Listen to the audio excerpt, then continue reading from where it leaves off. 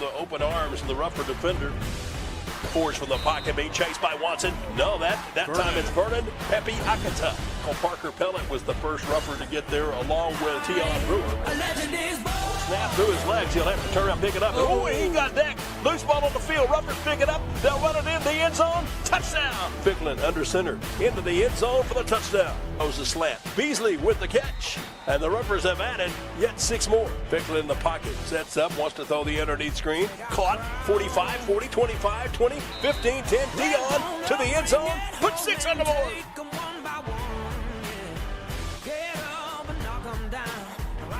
Handed off, draggy tacklers all the way to the end zone. There's no stopping LJ. Wow. He'll go 50 yards up the heart, put 6 more on the scoreboard. Caught by Jamie Beasley. Good night, Jamie Beasley. 25-20. You can't catch Beasley. Fast as fast as B. You can't catch me. He goes to the house. 72 yards for the touchdown strike. Ficklin up the ball, keeps it himself. 30, 25. Giving off inside. Johnson on a big hole. 15, 10, 5 to the end zone. From 17 yards out for his second rushing touchdown of the night. Ficklin all night to look and then throw the ball downfield deep behind everybody.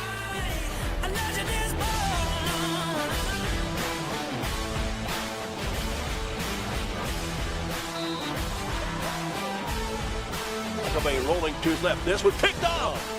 Ruffers with the INT to the end zone. Pick 6. Round out to LJ. He'll just do a nice little 2-step move and glide into the end zone for the touchdown.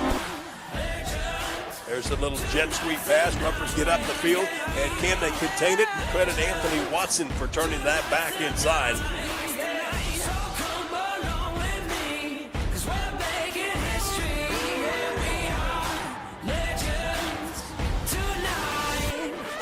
Back pressure comes, a little bubble screen to Watson with a one-hand grab, 50. Ant-Man across the midfield stripe, still on his feet at the 40. Out of a tackle to 30. Good, but that's just the bullish strength of Anthony Watson for 1st and goal to go. And then into the hands of the defensive back for the INT. Right at the line of scrimmage to make the stop, but good reaction that time at the green machine. Give it to Washington, darting out to the edge. Ruffers trying to get there to close it, and coming up out of the secondary, Dion Bowler. A scramble, Ruffers Parker Pellet had him in his grasp, and down he goes. Change of direction up the middle, 15, 20, 25, 30, across the 35. Caden McGee across midfield. He may take this one to the house. Big play McGee setting the stage. He takes it and goes 88 yards. Caden McGee with a kickoff return to put 6 points on the board. Ficklin will play action, throw it in space to Caden McGee. He's going to look to throw back to Bird, who's down the field behind. Now this is Latavian Johnson wide open at about the 10. Because the Ruffers that time were there ready and waiting. Bird's going to area it out downfield. Have added yet 6 more.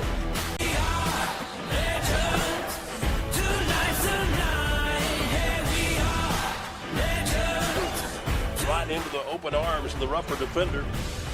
Force from the pocket being chased by Watson. No, that time it's Vernon Pepe Akata.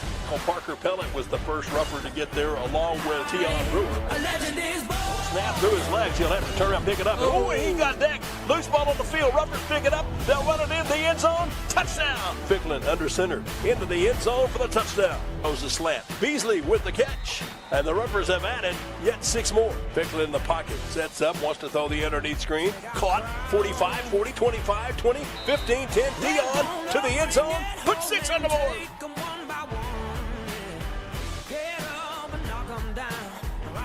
Handed off, draggy tacklers all the way to the end zone. There's no stopping LJ. Wow. He'll go 50 yards up the heart, put 6 more on the scoreboard. Caught by Jamie Beasley. Good night, Jamie Beasley. 25-20. You can't catch Beasley.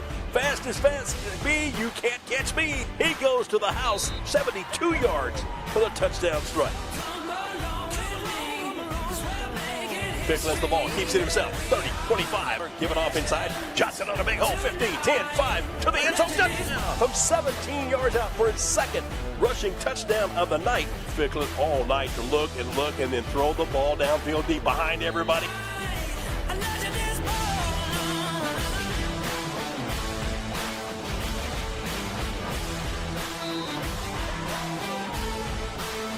Rolling to his left. This was picked off.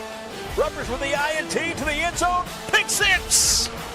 route out to LJ. He'll just do a nice little two-step move and glide into the end zone for the touchdown. There's a little jet sweep pass. Ruffers get up the field, and can they contain it? Credit Anthony Watson for turning that back inside.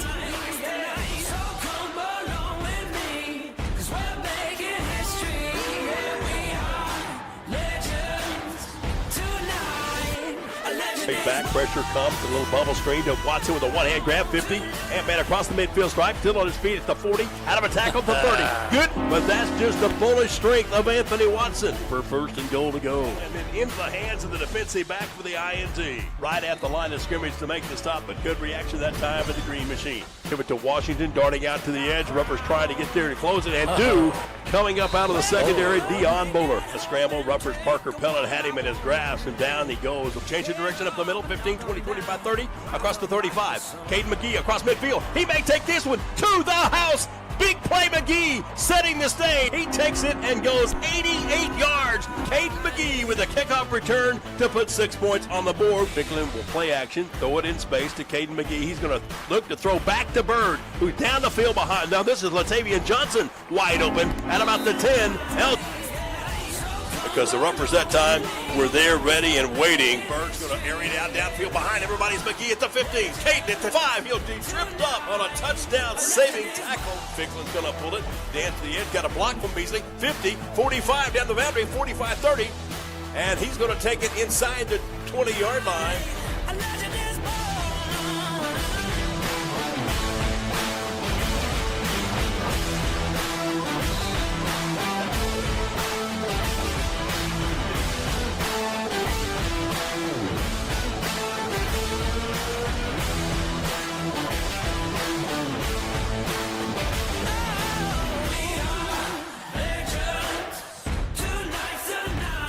Blockers in front. Operating the 35, the 30. Down on the boundary inside the 20. Ficklin's going to keep it. He'll dance past the tackler out on the edge to the 5, 4, 3, 2, 1. Touchdown, Muskogee. Block. Ruffers get the block. They pick up the loose ball. Wade goes across the middle. Caught at the 37-yard line. Hey, let the lights flash. Let the horn sound. The Ruffers have added yet 6 more.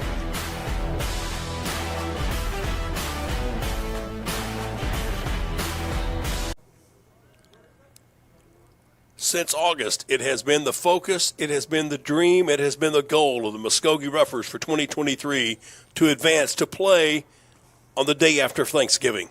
That dream has come to reality tonight here in Ponca City. And Nick Hampton, along with myself, Bill Huddleston, it is one dance away from going to the big dance next Friday against either Stillwater or Choctaw in the 6A2 state championship game. Well, the Ruffers have had several opportunities since that 1986 state championship. They haven't won a semifinal since that time, so 37 years they've been trying to get back to that championship game. Maybe tonight's the night as the Ruffers take on the Antlers of Deer Creek. Ruffers would like to erase the memory of last year's semifinal disappointment in the loss to Choctaw 45-20. Their opponent tonight will be the Antlers of Deer Creek, who come in as the top seed out of the West 6A district champions, who come with a 9-2 record, the identical mark of the Muskogee Ruffers. We're going to continue our pregame countdown to kickoff tonight from Ponca City's Pohai Stadium. Muskogee and Deer Creek for the 6A2 semifinal victory. We'll do that when we come back. We'll talk with one of the guys that kind of has a lot of fun when he plays each and every Friday night. You'll get to meet him when we come back after this 1-minute timeout. This is Ruffer Football 2020. Proud to be a Muskogee Ruffer, Honda of Muskogee. In the heart of Oklahoma, with Honda of Muskogee. Our super friendly staff is here to give you the best value with honest and fair service. Call 918-68-HONDA or go to hondamuskogee.com. In the heart of Oklahoma, with Honda of Muskogee.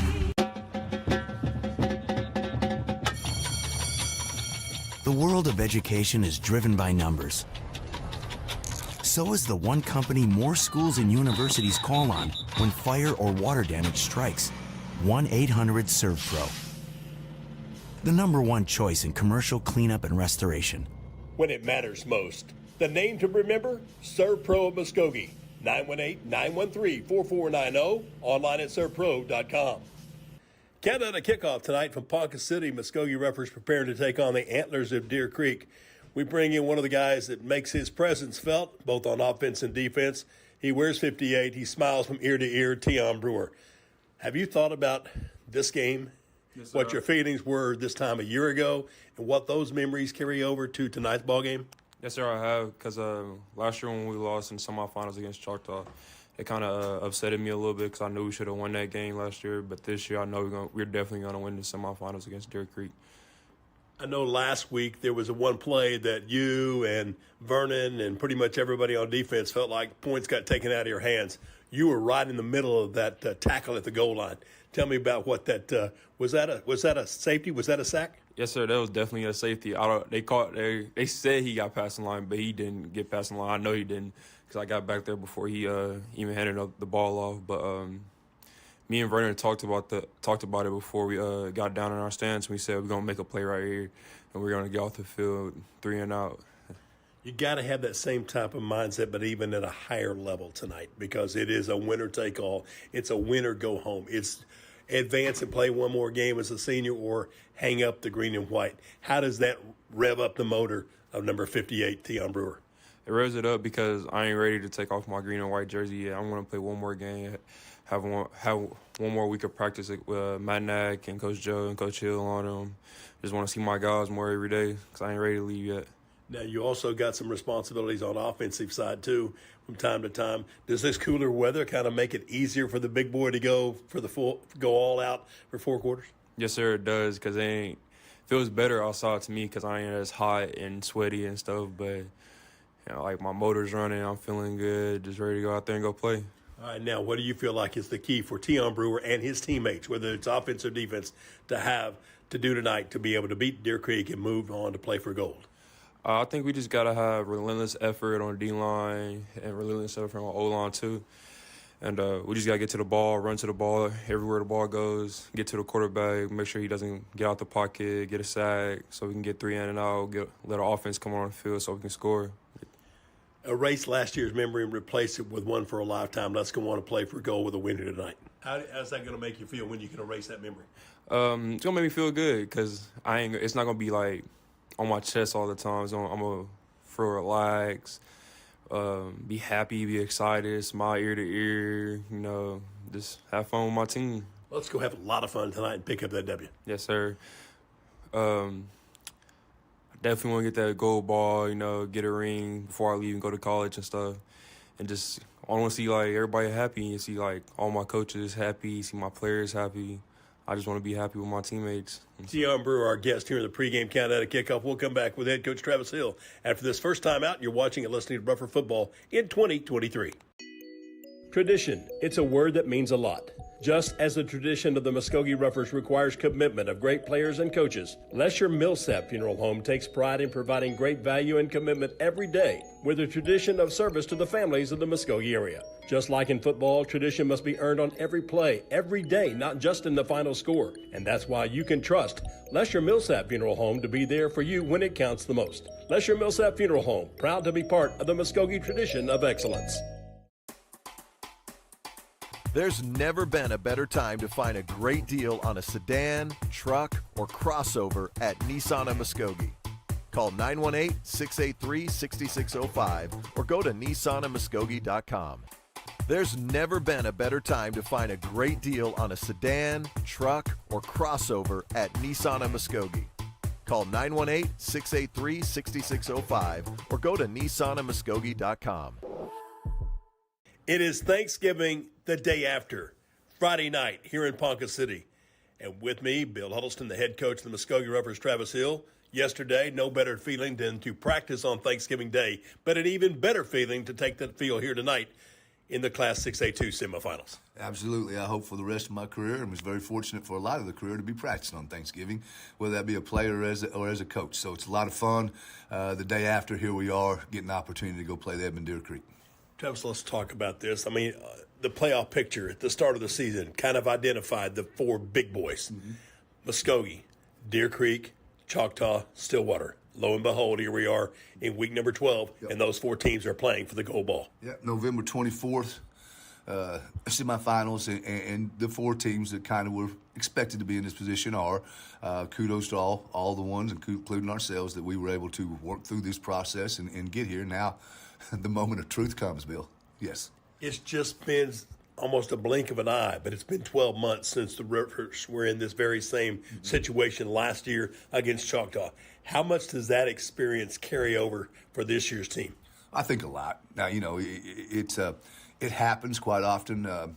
OU, Bob Stoops gets there 2 years later. There he is at the pinnacle without having to be a little bit before that. Typically, a program grows through experience, through doing that process before. So I think it's going to help our kids a lot. Semifinal football game last year, environment, different, all the things that go along with it, the practice week. So I think it's going to help us a lot tonight as far as our preparation and our purpose tonight with us being able to be in the same position this time last year. You mentioned practice week. The kids have been out of school all week long. You've been able to adjust your practice times, maybe have a little bit better contact with them throughout the day as well as during practice sessions. How much does this week alter things, and how does that play into a benefit here tonight in preparation against Deer Creek? Again, when you talk about kids that have been experiencing this, so they expected and knew and know what was going on without school and everything, and the expectations from it. I think it does help us. I think there's only so much time you can put into a bill. You are dealing with young people. Even adults' attention span is only so long. So, but it's what this allows us to do is relax. Maybe get through some film, some things that you don't always get the opportunity to spend time with. Practice field's practice field. It's you're out there an hour and a half, 2 hours. It's about the max you can get. That's the physical presence of it. But some of the film study and some of the mental aspects, it's allowed us a little bit more opportunity this week to slow down and get some of those things put in place and do a little bit better job with it. Well, it's time to get things ramped up tonight here in Pocket City, Muskogee, and Deer Creek for the 6A2 semifinal ticket to move on to next week's championship game against either Stillwater or Choctaw. We're going to take our time out, and when we come back, we'll talk with Chris Reisenhover about the offensive game plan. A little bit later on, it'll be Steve Craver to dial up a defensive shutout against the Antlers, and then back with head coach Travis Hill for tonight's winning strategy, brought to you by Michael A. Finnerty, attorney at law. You're watching and listening to Muskogee River Football 2023. In sports, having the right winning strategy is often the difference between winning and losing. The same is true when you need legal representation. For more than 15 years, the law offices of Michael A. Finnerty have successfully provided the winning strategy with excellence and integrity for the people of the Muskogee area in matters of personal injury, social security disability, and workers' compensation issues. The law office, Muskogee trusts Michael A. Finnerty, ready to develop a winning strategy. Michael A. Finnerty, 436 Court Street in Muskogee. Call 687-1155. Online at finnertylaw.com. Pain is temporary, pride is forever. At Excel Therapy, we want to be your athlete's advocate for excellence. We offer treatment methods that focus on strengthening muscles and improving flexibility to improve your overall performance. And when injury sets in, Excel Therapy can aid in the recovery process. We know it's important to get back in the game, so trust the comeback experts, Excel Physical Therapy and Sports Medicine. With 16 locations and no physician referral required, you can begin healing today. From setback to comeback, the name you can trust, Excel Physical Therapy and Sports Medicine. Look for us online at exceltherapyok.com. Welcome back on Rougher Football's countdown to kickoff tonight from Ponca City. Muskogee Roughers against the Antlers of Deer Creek, and the opportunity to play for a gold ball 1 week from today against either Stillwater or Choctaw. The offensive game plan, it'll be in the hands of coordinator Chris Reisenhover. Rise, you've been at this a long time, 34 seasons. Still the same nervousness, still the same excitement or anxiety, I think is the way Coach Travis Hill talked about it being. Is it still there for you the same way it was back in those early years? It's funny. It's funny you mentioned that. We were talking about that in the coach's office last week, before going out on the game is, one of the great things about our job is that you still get those Friday night butterflies that you did as a player. They're the same. They probably, minimized a little bit over the years, but that same Friday night excitement is still in your belly. It certainly is, even in the broadcast booth for me, too, going on into a fifth decade. Right, so let's talk about how you adjust an offensive game plan for an opponent such as Deer Creek, what they do defensively compared to some of the other opponents. Just Deer Creek offers a little bit different in that they're playing, a 3-4, but they have taken basically one of their inside linebackers and moved him back into the high safety position. So it's initially you're thinking it's impossible to get over the top of those 5 guys back here, but as you see it and you evaluate it, you understand that he's basically an inside linebacker, and he really comes and fits in that type of manner. So it calls for a little pulling him down whenever you do want to hit some big plays, and then getting a hat on him in your run game. How do you get that guy to come to where you want him to be instead of letting him dictate where he's going to play? It's just a simple matter of what you look like up front. The box. It's you've got to sell run, and I think that we do it in a pretty unique way, and hopefully it all pans out and works out tonight. Let's talk about that game plan specifically, where you feel like you can drive the bus with the running game, and then whether it's on the quick outs and ups or whether it's over the top, get yards through the air and then put points on the board. Yeah, it's just a simple matter of this is the real deal defense. I mean, these guys fly around hard. We've got great personnel on our side. We do have an advantage with size up front in the line. We watched them do a heck of a job last week of containing Bartlesville's run game, which they have a strong run game. So it's just a matter of getting our athletes in space, getting the ball on them in some quick passing game, and making again sure that those guys in the back end, that whenever we do take shots, that they're not able to just stay over the top of us, and that we make them come down and respect our run game. Is the running game more tonight to be able to feature Bird carrying the ball much more than maybe what he did last week, or do you have to just simply mix it up whenever you can? Yeah, Bird's definitely going to be involved. We intentionally kept him out of the run game until it got a little hairy last week. We wanted to be, very protective of the football last week. We knew we were the better football team. I think, if the points would have come earlier instead of later, really the result of last week's game was kind of what we were looking for. Get behind our powerful offensive line, get a little tailback running game going on, protect Bird, and advance. But, everything, this is down to the wire. So, it's everything that we do and do well, you'll see tonight. I certainly know that you always have one of those plays, though, that maybe you haven't shown to anybody all year long. You kind of got that smile on your face, Rice. I feel like there's something you got big dialed up for tonight. Yeah, there's a number of things. It'll just depend on situation and when it kind of calls for it. But yeah, everything that we've ever done is in plus a couple of more things that we see that will hurt their defense. Just hopefully we go out and play a clean game, take care of the football. Establish some run game. We're going to have to be able to run the football. Everybody at this level, at this point, you need to be able to control some of the game with the run game. But I anticipate us to get back and really attack them and hopefully create some big plays with some of our athletic receivers. Let's go settle those butterflies in your belly and mine and get a win. Sweet, yes. Let's get to the finals. Let's go see if we can bring a go ball to this town. In the words of Chris Reiseover, let's go be 1-0. Back with more of our countdown to kickoff. Steve Craver with a defensive game plan tonight for stopping the Antlers' high-powered offense. That after this 1-minute timeout. This is Rougher Football in 2023. I'm Kyle Edwards for Kyle Edwards Buick GMC in Muskogee and the all-new Kyle Edwards Auto Group in Shakota. With the addition of Chevrolet, Chrysler, Dodge, Jeep, Ram in Shakota and Buick GMC in Muskogee, it now gives our customers a great lineup of new makes and models to choose from. We are very proud to bring you a buying experience you won't find anywhere else. If you haven't visited us yet, come give us a chance. You'll like what you see. Family-owned, customer-friendly, Kyle Edwards Buick GMC in Muskogee and Kyle Edwards Auto Group in Shakota. Brunt's Barbecue serves up hand-rubbed, slow-cooked goodness. Anytime you're feeding a few hundred, hey, we're just tailgating with friends. Call the experts. Brunt's Barbecue. Ribs, brisket, burnt ends, mouth-watering hot link, and smoked chicken. Where everything is made from scratch, from the barbecue sauce to the banana pudding. Give us a try, and you won't be disappointed. Brunt's Barbecue. 918-681-3900. Brunt's Barbecue. Slow-cooked goodness in Muskogee. Welcome back to Ponca City. Tonight's showdown for the Class 6A2 semifinals.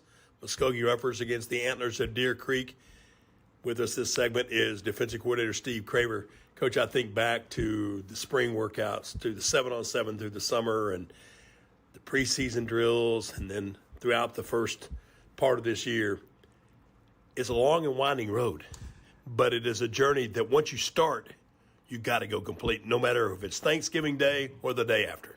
Yes, sir, Bill. It's important. It's a life lesson. You start something, you finish it. And that's something that you learn at a young age when you play football or any type of team sport or any type of organization that you're a part of. It's good to start and finish it. And so, to your point with the 7-on-7s and all the drills and the camps and, you know, all the things that these kids do to put themselves in a position to go to the next level, all that comes to a head this weekend.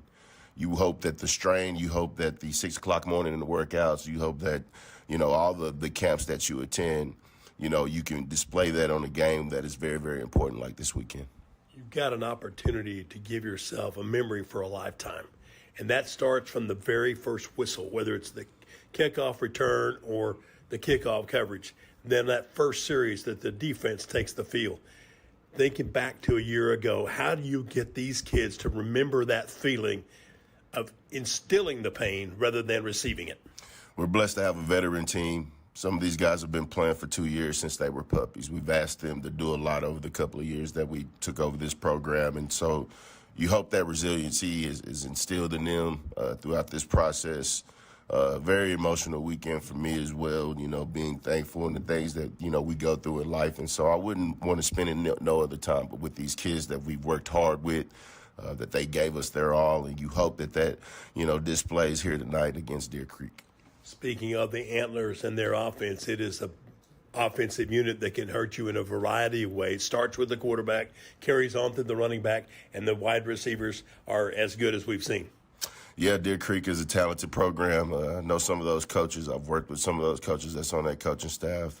Somebody said the phrase, the Bigsby of the West. And so a growing school, real nice area. A lot of those Oklahoma City Thunder guys live in that area. And so, you know, they do a good job with their organization. They got a talented quarterback that you'll see tonight. They got a talented wide receiver that can stretch the field. And then they got a tough running back that runs very, very hard. So we're going to have to be on our A game. I say it every week. The front line has to take care of what they need to take care of to let the linebackers roam. And the secondary has to eliminate the big play. And we make them drive it. Hopefully they can make a mistake and we can capitalize on those things. How do you accomplish those goals? How do you draw it up scheme-wise and then the players carry it out on the field for being able to contain a quarterback that can not only throw the ball effectively, but he can hurt you just like Bird with his legs? You want to make sure that the kids don't strain too much. I know when you get to a semifinal game, close to a state championship game, some players kind of, you know, do more than what's asked of them, and that kind of takes away their responsibility. And so we just hope that these kids trust each other in times like this. That's what it's going to take. It's going to be the most disciplined team that's going to win this ball game, and hope that they can, you know, be in the spot they're supposed to be in and trust that their teammate be in the spot they're supposed to be in.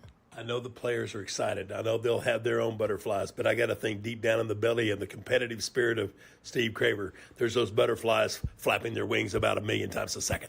Absolutely. It's. I'm blessed, Bill. I'm blessed to be able to invest in the kids of the future. This the way the world is. You know, football doesn't change, and so able to teach life lessons through football and also in the classroom. And so I'm really, really close to the senior class, and I really, really want them to experience something that hadn't been done here in quite some time. And so I think we got the guys to do it. They just got to go out there and display it, and we'll see what happens. Steve Craver, some defensive thoughts and emotions here in our pregame countdown to kickoff. Back with a winning strategy with head coach Travis Hill after this 1-minute timeout on Rougher Football in 2023. Pioneer Abstract, proudly serving residential and commercial customers throughout Muskogee County since 1905. Serving banks, mortgage companies, and mortgage brokers with refinancing, purchase, 1031 tax-deferred exchanges, along with full escrow services and more. Pioneer Abstract offers the convenience of centralized services for escrow accounts, title insurance, and title searches. Pioneer Abstract, here yesterday, here today, and here tomorrow at 412 West Broadway in downtown Muskogee, or call Pioneer Abstract at 683-2904. There's really only one explanation for businesses who continue to thrive for decades on end, and that's a people-first mentality. Bravado employees live within our existing coverage area just like you. Our kids go to the same schools and play in the same leagues as yours. That's why so much of who we are consists of giving back to our communities, because your community is also our community. We are your family, your neighbors, and your leader in wireless mobility. We are Bravado Wireless, and we believe in the power of connection. Welcome back to Ponca City, where tonight it's the Muskogee Roughers and the Antlers of Deer Creek. And you might as well say, Travis, it's time to go all in because there's no reason to keep anything in the back pocket. Absolutely. I mean, you can't play for a gold ball until you get there. So this has always been, in my experience, and fortunate again to be in a lot of semifinal football games, that it is probably the toughest game. It's the one to get over the hump, get to where you want to be, and what you work for, and then the other one seems to take care of itself. So excited tonight to be here, excited another opportunity to swing at it. Let's go see what happens. Chris talked about the offensive game plan. Steve kind of identified some things they want to try and do defensively. Mm-hmm. But from the nuts and bolts of things and to the basics, the winning strategy, what are the key factors through the eyes of head coach Travis Hill and the Roughers being able to take that next big leap and play for a gold ball next Friday? Well, we mentioned some of those things earlier about the experience we've had, okay? So last year we had 5 turnovers in the first half of a semifinal football game. I don't think you can expect to win that, okay? So turnovers are going to be huge. We cannot we got to take our possessions and take advantage of them, and we got to give them as few as possible, okay? So ball control, taking care of the football.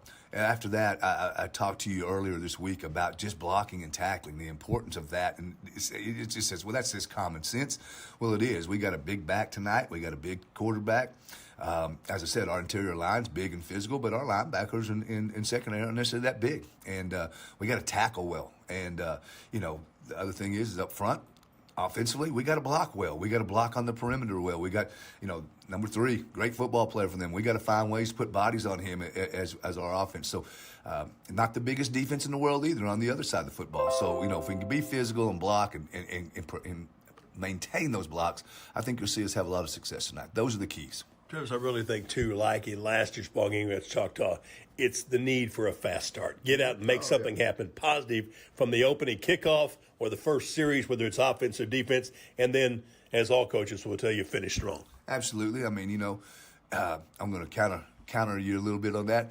If we don't block well and we don't take it, we won't get off to a fast start. And I agree with you 100%. Anything that you can build your confidence on, that you see that, okay, well, you know where you're at. Hey, smile. We're in a good position. We're ready to compete. And we're showing we can compete. I think those are all positives. And that goes with a fast start. Take care of the football. I know, too, that just like the coach, head coach, assistants, there's still, though, that little bit of butterfly feeling. There's still that little bit of nervousness. And for 16, 17, 18-year-old men that are strapping it up for what could be the last time for this year's seniors or the opportunity to play go ball, you got to have that feeling. You got to have something burning inside that makes you want to go and leave it all out on the field. Absolutely. If you're not passionate about what you do and have a little anxiety as you go into it, you're probably not in the right place. It's just part of what goes along with it. A lot of people, I do use a different term than stress or pressure. No, it's an anxiety, but you're supposed to have that. Anytime that you're embarking on a tough event, a good event, there's some looking forward to it and everything else. So there's no nervousness from this football team. There's no stress, but I know there's a little anxiety about getting this thing kicked off and getting this thing rolling tonight. We call it Rougher Hype, Coach, and that's where we'll leave it tonight as the Roughers get ready to take the field. Back with Justin Laird and this week's Health of the Roughers, brought to you by Excel Physical Therapy. After this time out, you're watching and listening to Rougher Football in 2023. Jay Hodge here with Rick, a man of few words. Wow! That's one of them. And when you see the savings at Jay Hodge, Muskogee, tell him, Rick. Wow! New Silverado's 1.9% financing or $5,600 total value when you trade in an eligible vehicle. Don't overpay. Come see Jay. New Silverado's 1.9% financing. Wow! Now at Jay Hodge Chevrolet Muskogee, 144 West Shawnee. In times of need, it's comforting to see faces of people you know and trust. Cornerstone Funeral Home in Muskogee cherishes the opportunity to be there for you and your family in life's most challenging times when friends are most important. Cornerstone Funeral Home and Crematory welcomes the opportunity to answer any questions regarding planning and pre-arrangements for you and your loved ones. Experience the difference. Cornerstone Funeral Home, 1830 North York in Muskogee, where you'll find faces you know and reputations you trust. Welcome back on Countdown to Kickoff. Time for now this week's Health of the Ruffers, brought to you by Excel Physical Therapy. We bring in head athletic trainer Justin Laird. Yesterday was Thanksgiving. Ruffers have a lot to be thankful for because it is a healthy football team. Oh, absolutely. We only have one out this week, and that's Ronnie Thompson. Suffered a concussion last week, so he's on concussion protocol. Should return to play for next week. Hopefully we're playing through next week. Justin, you've been doing this, I think we added up 27 years. How much have things changed from an athletic training care and prevention and observation through the eyes of the trainer from what it was back, say, even 10, 15 years ago? I think probably the biggest change is more awareness of injuries, concussions, concussion protocol, a definition of a concussion, and the rehab as far as the rehabilitation and strength and conditioning being more prepared and in shape.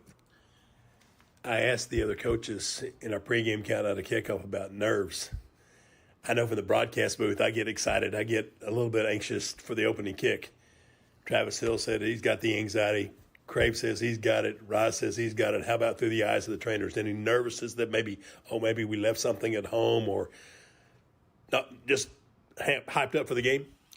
Oh, absolutely. You know, I check everything 2 or 3 times before we leave. I don't know whether mine is nerves or superstition, and everybody else has nerves for me because I wear shorts. I've never wore long pants to a ball game. How cold would it have to be for you to change from shorts to pants? It's been 32 and snowing, and I've still had shorts on, so I don't think it's going to change. You got one last question for you, Coach. How much of that sweet potato pie is left to celebrate after a game tonight? There ain't going to be very much left. All right, Justin Laird, head athletic trainer, our guest here in the Countdown to Kickoff, brought to you by Excel Physical Therapy. Back with more of our pregame from Ponca City, Muskogee, and Deer Creek for the chance to play for gold after this time out on Rougher Football 2023. Proud to be a Muskogee Rougher, Honda of Muskogee. In the heart of Oklahoma, with Honda of Muskogee. Our super friendly staff is here to give you the best value with honest and fair service. Call 918-68-HONDA or go to HondaMuskogee.com. In the heart of Oklahoma, with Honda of Muskogee. The world of education is driven by numbers. So is the one company more schools and universities call on when fire or water damage strikes. 1-800-SERVPRO. The #1 choice in commercial cleanup and restoration. When it matters most. The name to remember? ServPro of Muskogee. 918-913-4490. Online at servpro.com.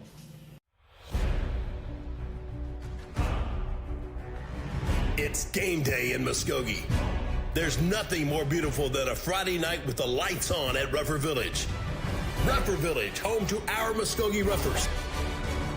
A team whose name was earned by their rough style of play with more than 100 years of tradition and greatness behind this team. Right into the open arms of the Rougher defender. No, that time it's Vernon Pepe Akata.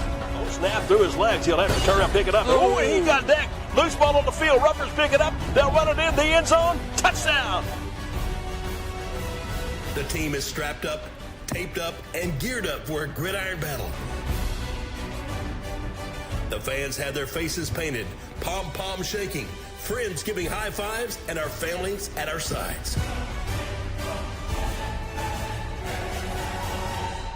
Now is the time for the Rougher Nation to kick off our 2023 state championship drive.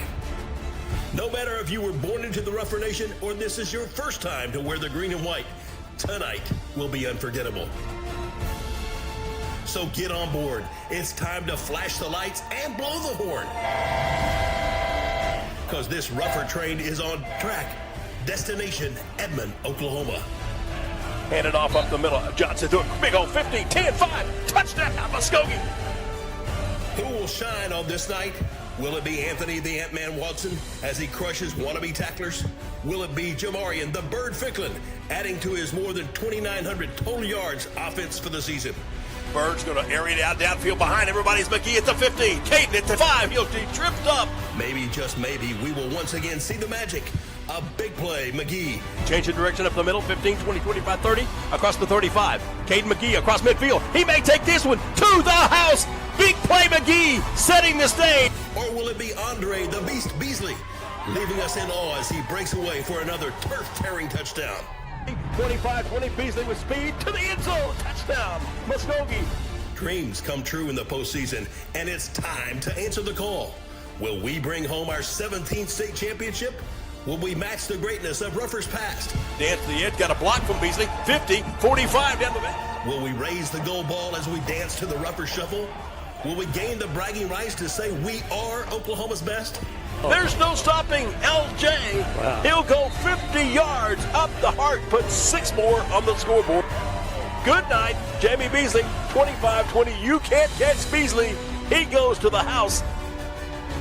As the Ruffer Regiment plays and the dance team sways to the beat and cheerleaders energize the crowd, it's showtime. It's highlights and touchdown time.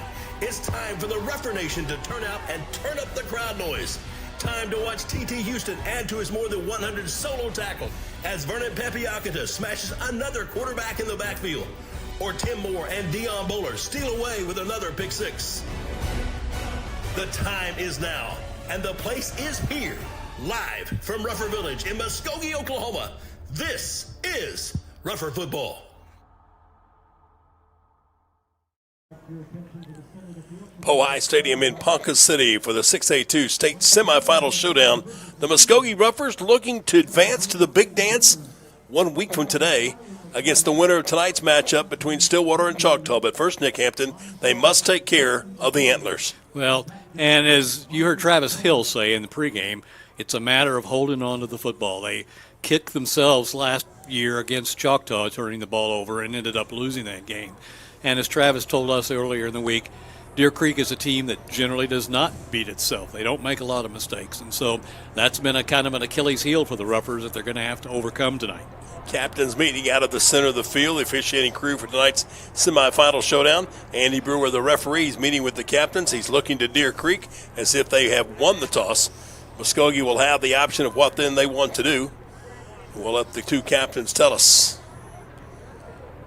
Bruner has indicated Deer Creek won the toss, deferred the choice to the second half. Muskogee is going to take the football, Nick, and I think that's a big plus for the Muskogee Ruffers. Take it, go right straight to work. Don't have to stand and wait. Watch the other team do something. Just go out and do what you do. That's right, and that's just what they've practiced for. Get that offense out there and get going early. That's been kind of a problem for the Ruffers the last 2 or 3 weeks, not getting that offense going real early.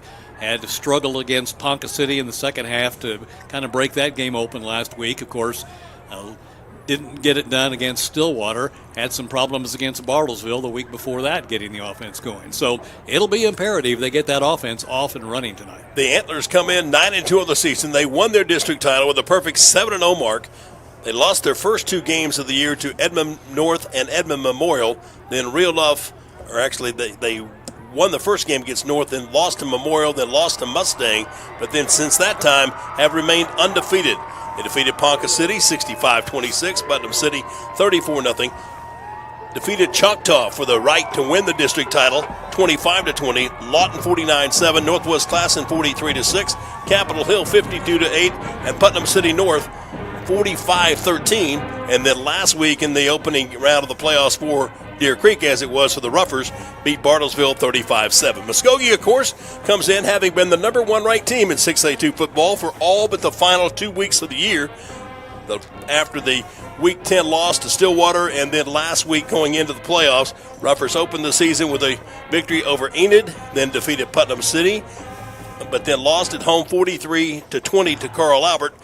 Then came on with winnings over Sand Springs, Putnam City West, U.S. Grant, Tahlequah, Booker T. Washington, and Bartlesville before losing the district championship 30-20. And Nick Hampton, just like the important factor is here tonight, it was the turnovers that made the difference in the loss to Stillwater as well as to Carl Albert. And it really was. And in the big games, you just can't do that, as Travis Hill has said over and over again. And we talked about the hunger that the Ruffers have after losing last year.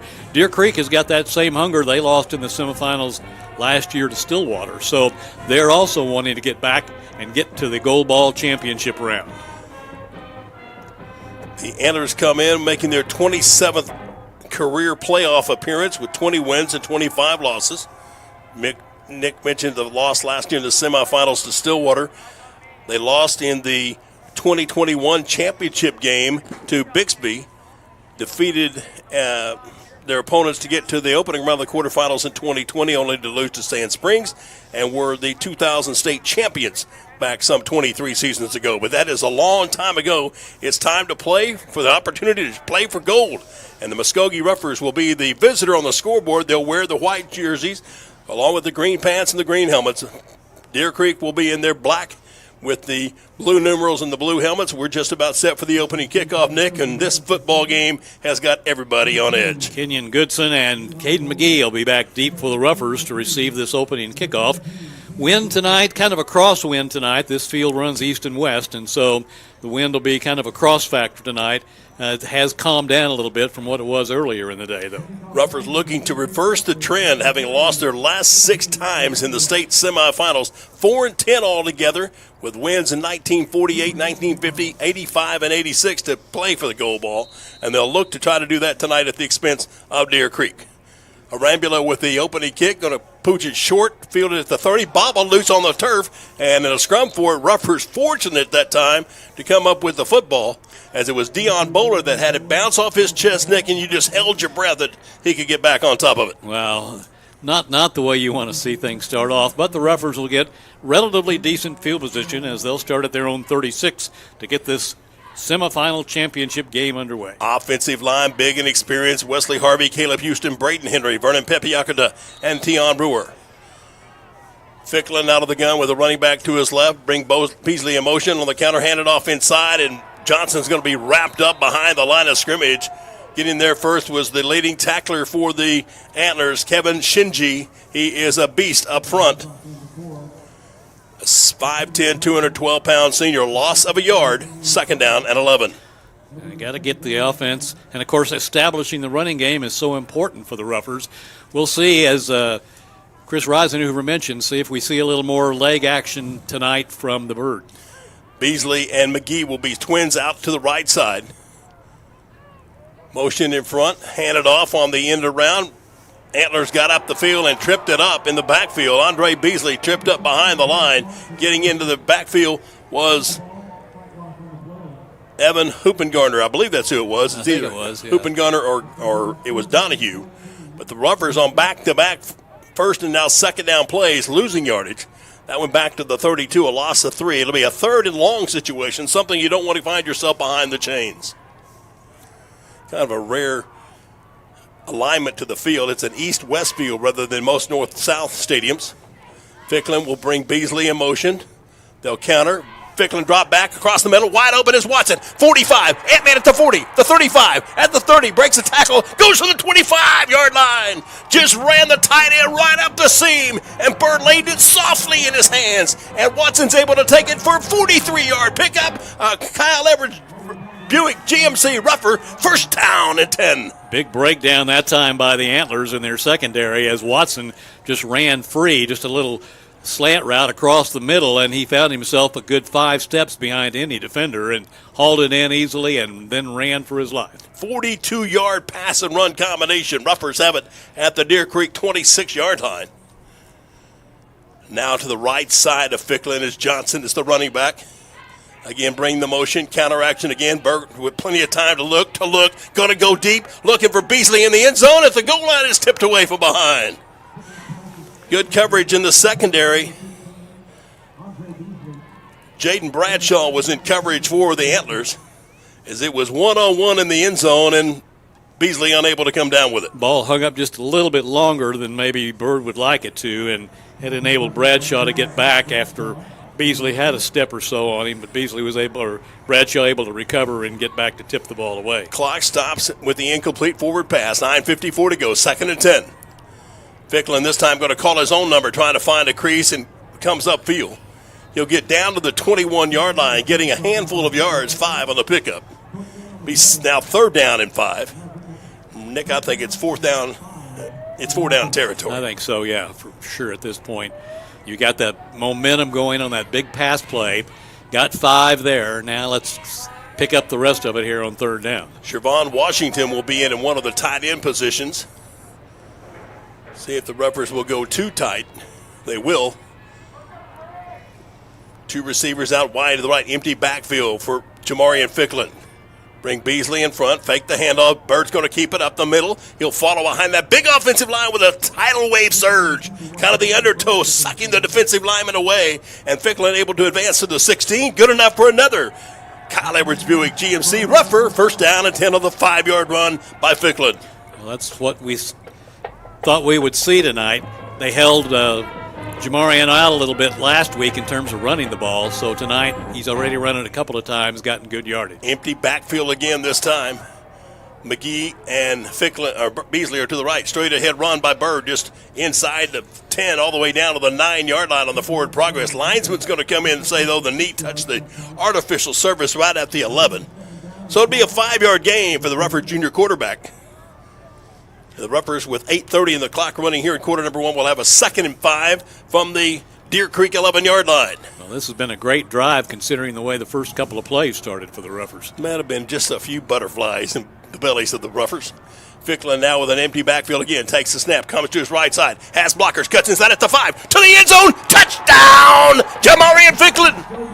Ruffers just powered it up on the right side and cranked it downfield. They split the crease, and Bird flaps his wings, and he flies in from 11 yards out. And the Ruffers take the first drive and go 64 yards for 6 points. 8-play drive for the Ruffers. First 2 plays lost yardage, so they came back those last 6 and made them count. The big pass to Watson, the big play in the drive. Now Val Espinosa on to try to make it a 7-0 ball game. The kick is on the way. It is blocked. Penetration up front, and there were too many bodies, and the expert point is off the mark, and with 8:12 to go in quarter number 1, it's still Muskogee 6, Deer Creek nothing. Back in 30 seconds. This is Ruffer Football 2023. In times of need, it's comforting to see faces of people you know and trust. Cornerstone Funeral Home in Muskogee cherishes the opportunity to be there for you and your family in life's most challenging times when friends are most important. Cornerstone Funeral Home and Crematory welcomes the opportunity to answer any questions regarding planning and pre-arrangements for you and your loved ones. Experience the difference. Cornerstone Funeral Home, 1830 North York in Muskogee, where you'll find faces you know and reputations you trust. 8 plays, 64 yards, a 42-yard strike to Anthony Watson to get the Ruffer offense in gear. And then Ficklin running it in from 11 yards out. The extra point blocked. With 8:12 to go in the opening quarter, Muskogee leads it 6-0.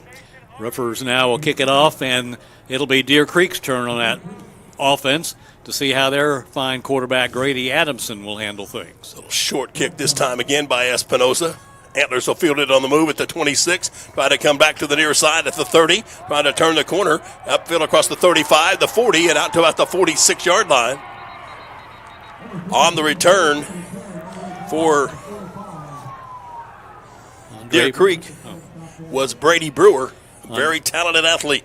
Andre Beasley and Travion Houston bring him down on the kick coverage, and so it'll be at the 36 or 46 for the Antlers to start this drive. Offensive line from tackle to tackle. Owen Aiken and Torrance Smith, the tackles. Jack McKenzie and Jenkins Wells, the guards. And the strong man in the middle, the 5'9", 240-pound senior Will Reinhardt, the center.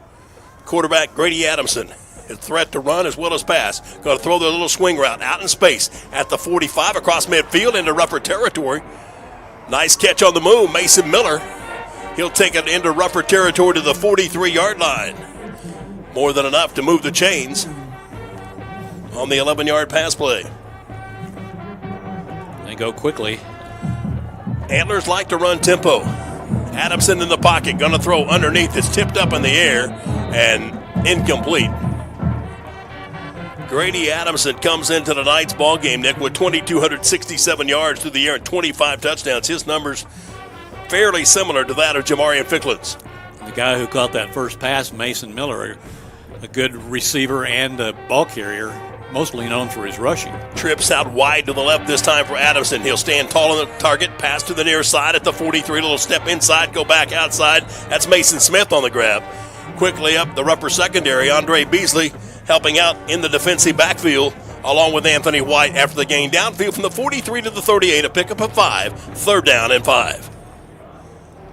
Antlers of Deer Creek in the black uniforms, the blue numerals, facing their first 3rd down of the night. Ruffers were 2 for 2 in that first scoring drive. Now trips go out wide to the right. Adamson waits. Checking off as they're seeing something they like here, and the play clock running down. Deer Creek's going to take the timeout. We'll do the same. 7:03 left, quarter number 1. Muskogee out in front, 6-0. Back in 30 seconds. This is Rougher Football 2023. Jay Hodge here with Rick, a man of few words. Wow, that's one of them. And when you see the savings at Jay Hodge Chevrolet Muskogee, tell them, Rick, wow. New Silverados, 1.9% financing or $5,600 total value when you trade in an eligible vehicle. Don't overpay. Come see Jay. New Silverados, 1.9% financing. Wow. Now at Jay Hodge Chevrolet Muskogee, 144 West Shawnee. Out of the timeout, Deer Creek Antlers will have a 3rd and 5, have to go to the 33 in rougher territory. Grady Adams is not only a on-target throwing quarterback, but also a talented runner. Came in the second leading ball carrier on the season with 533 yards to his credit. Takes the high snap, fighting, waiting, under pressure, throws underneath, caught at the 35, hit and knocked out of bounds. But good enough for the first down marker. Colton Neal on the reception, a little crossing route, a little timing route, kind of a safety valve throw to the 33, got just enough for the first down stick. Needed 5, got exactly that. 3 passes for 21 yards tonight so far for Adamson. Trips again, go wide right. Smith by himself to the boundary left. Adamson waits, throws quickly out on the edge. Blockers out there. Ruffers get up quickly and make the open field tackle.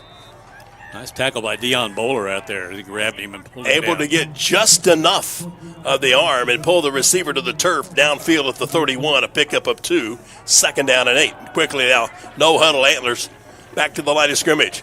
Adamson's going to roll to his left, looking to now cut back and run. Picks up a blocker, edge is there.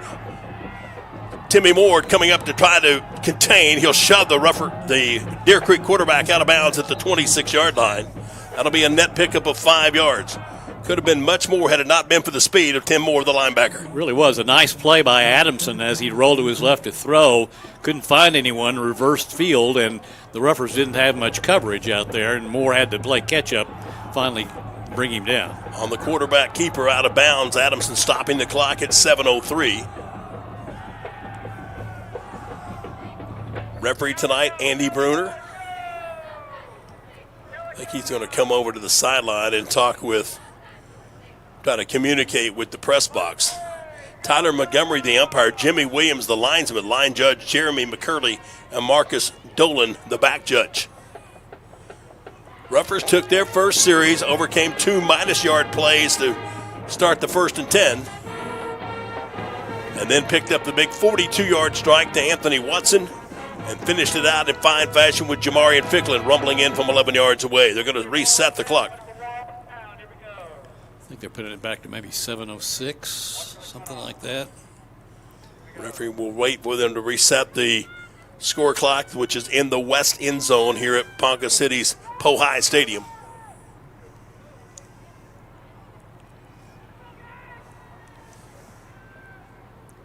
Still waiting for something to change on the scoreboard. Communications kind of have to go through 2 or 3 channels. They do. Cornerstone Funeral Home, Jay Hodge Chevrolet, Bravado Wireless, Pioneer Abstract, and the host of the Tuesday Night Rougher Coaches Show, Runts Barbecue, making Rougher football possible this season. Now they've changed it, Nick, from 7:05. Maybe they're going to make that back to 7:18, I'm going to guess. But referee still waiting to get the clock started. While we get this break in the action, Nick, that's the perfect time to say a big hello and a get well soon to Scott Cosby, Rougher Booster Club, Quarterback Club president last year, undergoing some medical challenges in his life. And to Scott and Jenny, we wish the best to you and your family and a quick, speedy get well. And I guess now they're going to just have to turn the clock off. Everything off. And then reset it. So now they've got clocking it down from 6:30. 6:33 is where they stop it. Well, now they've reset it back to 6:49, and I guess we're ready to play. I guess that's where it's supposed to be. Okay. So it'll be 3rd down and 3 for the Antlers from the Rutherford 31. Have to go to the 28 for the first down stick. Adamson calls, throws across the middle. Ball is deflected. Not sure if it bounded off a Rutherford defender or if it went off one of the helmets of one of the linemen. It's incomplete. It'll be 4th down. We'll see now if the Antlers will use the 3-point leg of Adrian Arambula. And they apparently will. He'll spot it down, so it'll be a 43-yard field goal attempt. That's a strong boot on a cold night. Trying to get the Antlers on the scoreboard just a little bit. On a 4th and 3. This will be a 43-yard kick off the right hash mark. Rutgers offside. Jump, and that'll give him the first down. Oh, you feel so bad because it was just a hard count, and it was the outside speed rush that was expected to come from Jaden Swanson. All that will do, Nick, is give 5 yards to the Antlers and a fresh set of downs on the 1st and 10 at the 21-yard line. Wow, that hurts. So there's one of those mistakes that Rutgers cannot have. So a fresh set of downs for Grady Adamson and company. Mason Miller will be the running back. He'll line up directly behind his quarterback as twin receivers go outside the hash to the left. Adamson on a hard count. Takes it, throws it out in space, caught immediately and wrapped up on the spot. Perfect play that time. Mason Smith, the receiver, but it was Andre Beasley that says, you may have got the first down by a penalty, but you're not going to get that. So actually, it's not Beasley, but it is Jaden Swanson who had to feel a little bit guilty. He did, but he kind of made up for it there with that good tackle. Just 1 yard on the play. So now 2nd and 9, tight to the right side. Adamson's going to roll right, look to throw back underneath again. Ruffers got there but couldn't make the tackle at the 10, at the 5, with a stiff arm to the end zone. Goes Mason Smith. They roll to the right and then throw back to the short side. Blockers in front. They don't make the initial contact on Smith. And with his strong upper body, he's able to take it into the end zone. The junior receiver for the 6 points, and now with an extra point away, Deer Creek to take the lead. 20-yard touchdown toss, Adamson. That is his 26th of the year. Arambula will come on to try the point after touchdown. Good snap. Ball's on the way. It is blocked as well. Ruppers catch it in midair, but of course in high school you cannot advance. In college you can. But 2 missed PATs, resulting in a 6-all contest. Muskogee 6, Deer Creek 6. 5:55 left, opening quarter. Back in 30 seconds. You're watching and listening to Rutherford football in 2023. There's really only one explanation for businesses who continue to thrive for decades on end, and that's a people-first mentality. Bravado employees live within our existing coverage area just like you. Our kids go to the same schools and play in the same leagues as yours. That's why so much of who we are consists of giving back to our communities, because your community is also our community. We are your family, your neighbors, and your leader in wireless mobility. We are Bravado Wireless, and we believe in the power of connection. 9-play drive, 54 yards, extended by a crucial mental mistake by the Rutherford defensive group. And on 2 plays later, it is Mason Smith on the receiving end of the toss from Grady Adamson. The extra point, however, blocked, and we remain tied at 6-all tonight here in Ponca City. Adamson just used a good combination of those little flare-out passes into the flat, and then used the yards after catch to move the ball down the field. Mason Smith came in with 50 receptions on the season. That touchdown catch being his 9th of the year. Here's the ensuing kick. Short, fielded on a drop back on a fair catch call. Back with the hand up in the air, making the catch was Javon Washington.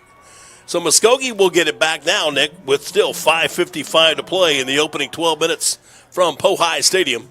They'll start 1st and 10 from their own 30-yard line. A moment ago, started from the 36. Both teams now have kind of gotten the butterflies out of their system, kind of got the nerves under control, so let's see what happens. Jamie Beasley will be the single receiver out wide. He's up on the line of scrimmage to the far left. McGee and Andre Beasley to the right. They'll hand off inside to Latavian Johnson. He'll fight for every yard he can and get down to about the 33 and a half, maybe. Linesman's going to put the ball down right at the 34, so we'll call it a 4-yard net pickup. Second down at 6. Good effort by Johnson that time, as they really kind of had him stopped at around the line of scrimmage, or maybe the 31, but he struggled forward for an extra couple of yards. Ruffers this time have trips to the right side. Ficklen's going to pull it, swing it out in space. Caught by Andre Beasley at the 35. Shakes the tackle, spins out of another tackle, fumble the football. Loose bounding middle of the field, and the Deer Creek Antlers come up with it. Beasley trying to extend the play, spinning, had the ball ripped out of his hands, and the Antlers of Deer Creek get a big, huge turnover at the 40-yard line, and Muskogee's into the field. Andre Barr in on the pickup of the loose pigskin, and Deer Creek gets it right back. There's a turnover bug. We can't do that tonight, guys. That's a big one. Gives the Antlers the ball in rougher territory. 5:19 to play here in quarter number 1. Deer Creek Antlers getting the turnover from the Muskogee Ruffers. So now Adamson out of the gun. Going to hand it off this time. Actually going to pull it and keep it himself. Didn't fool everybody up front as Vernon Pepiakata got at the thighs of the Deer Creek quarterback, stopping him as he came straight ahead downfield at the 39, a pickup of 1. Good fake that time, though, by Adamson. It looked like they had handed it off to the fullback, and he kept it. Good play by Vernon to keep him in short gain. Parker Pellet, Tion Brewer, Vernon Pepiakata, and Anthony Watson at 4-man front. Ruffers crowd the line with the linebacker. This time the handoff will go inside to Mason Miller. He'll pound downfield from the 39 to the 36 before the white and green clad jerseys led by Travion Houston making the tackle along with help from Tim Moore. So after using the pass extensively in their touchdown drive, so far at least, the Antlers going to the ground on this series. Pepiakata out, a replacement for him in the front defensive line. Adamson with a hard count with Mason Smith split outside the numbers to the left. Twins up top to the right. Have to go to the 30-yard line to move the chains. High snap, throw it out in space. Good block, catch at the 30, at the 25 out of a tackle, at the 20 and down the far sideline, inside the 20 to the 15-yard line. Good job that time by the receiver who managed to get out there and get around a good block downfield for the gain down to the 15. Colton Neal on the reception. 21 yards. First and 10, Deer Creek at the Ruffer 15-yard line. Motion across the formation. Pull a guard in front. That should be a legal procedure, but there's no flags. Now Adamson rolling around, scrambling, looking for running room. Finds a crease at the 15. Breaks a tackle, gets down to the 10-yard line. Nick, there was a man moving in motion to the right, and then the guard here on the near side who was uncovered, he picked up his hand and took a step backward prior to the snap of the football. Normally that's illegal procedure, but not here tonight. So moves the ball down to the 10 for a 5-yard gain. Adamson doing a good job of scrambling there, in trouble. I can only imagine those of you watching on the video screen saw the same thing we did. Now 2nd and 5 from the 10, Twins out wide left. Adamson going to hand it off to Miller. He'll pound straight ahead, and the big wrap-up of the arms by the Ruffer defensive front. Arion Parrish, the 6'2", 312-pound senior defensive lineman, stopping that one after a gain of a yard. Time for the Ruffer defense to tighten up, Nick, here and force Deer Creek to have to either roll the dice on 4th down or try the field goal. Deer Creek doing a good job of mixing up the tempo so far, too. Adamson will slide the slot back. He'll roll to his right. It's a quarterback keeper all the way, trying to get to the stick. Didn't get there. Got cut down at about the 8-yard line. It's only a yard or two gained on that carry by Adamson. It'll be about, now they're going to mark it at the 7, so it'll be 2 yards short. It'll be 4th and 2. Wade Stanley, a veteran coach of Oklahoma high school football, quickly signals in the field goal team. Now remember, the Ruffers jumped offside once already on a 4th down setup, which led to a touchdown. Off the right hash from the 14. This would be a 24-yard field goal to take the lead here in the opening quarter. Snap is down, kick is away. It is long, it is strong, and it is straight through the uprights. Good. So the turnover gives the Deer Creek Antlers the opportunity, and the 24-yard field goal makes it 9-6 in favor of Deer Creek. Back with more from Ponca City after this 30-second timeout on Rougher Football 2023.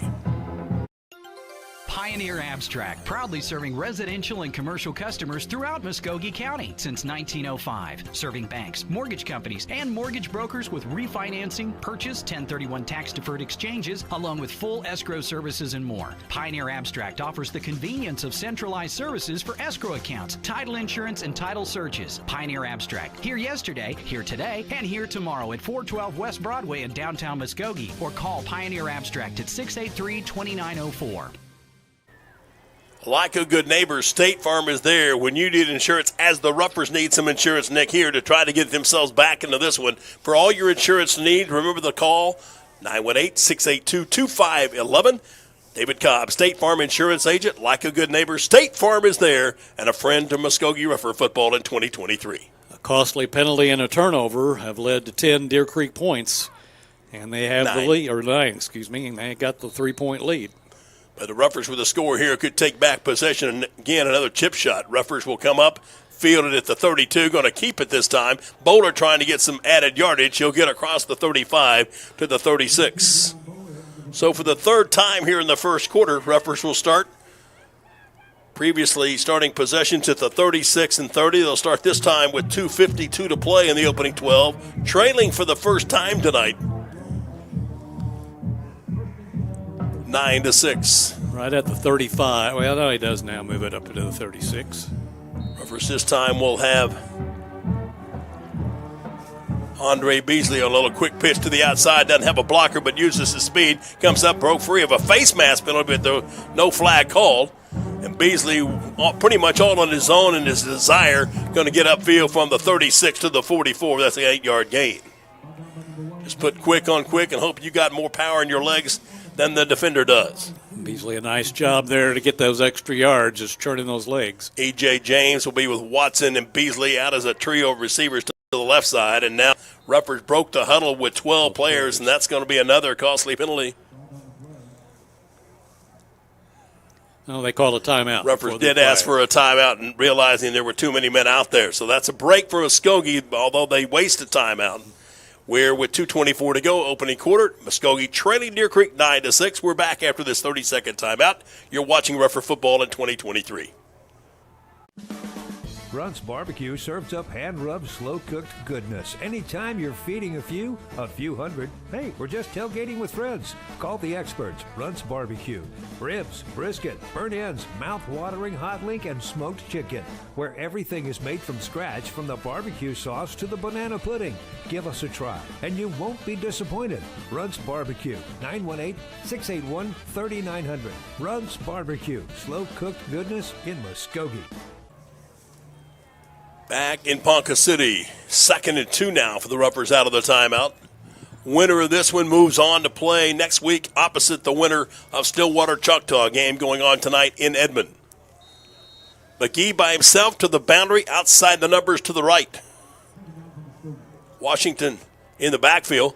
Bird with it, going to pull it and keep it. Got a good block downfield. Great effort from Caden McGee to give Bird plenty of room to run. He'll dance his way across the midfield stripe into Deer Creek territory at the 37-yard line. Big play that time, doing the hard work with the block. 19 yards on the run by Bird.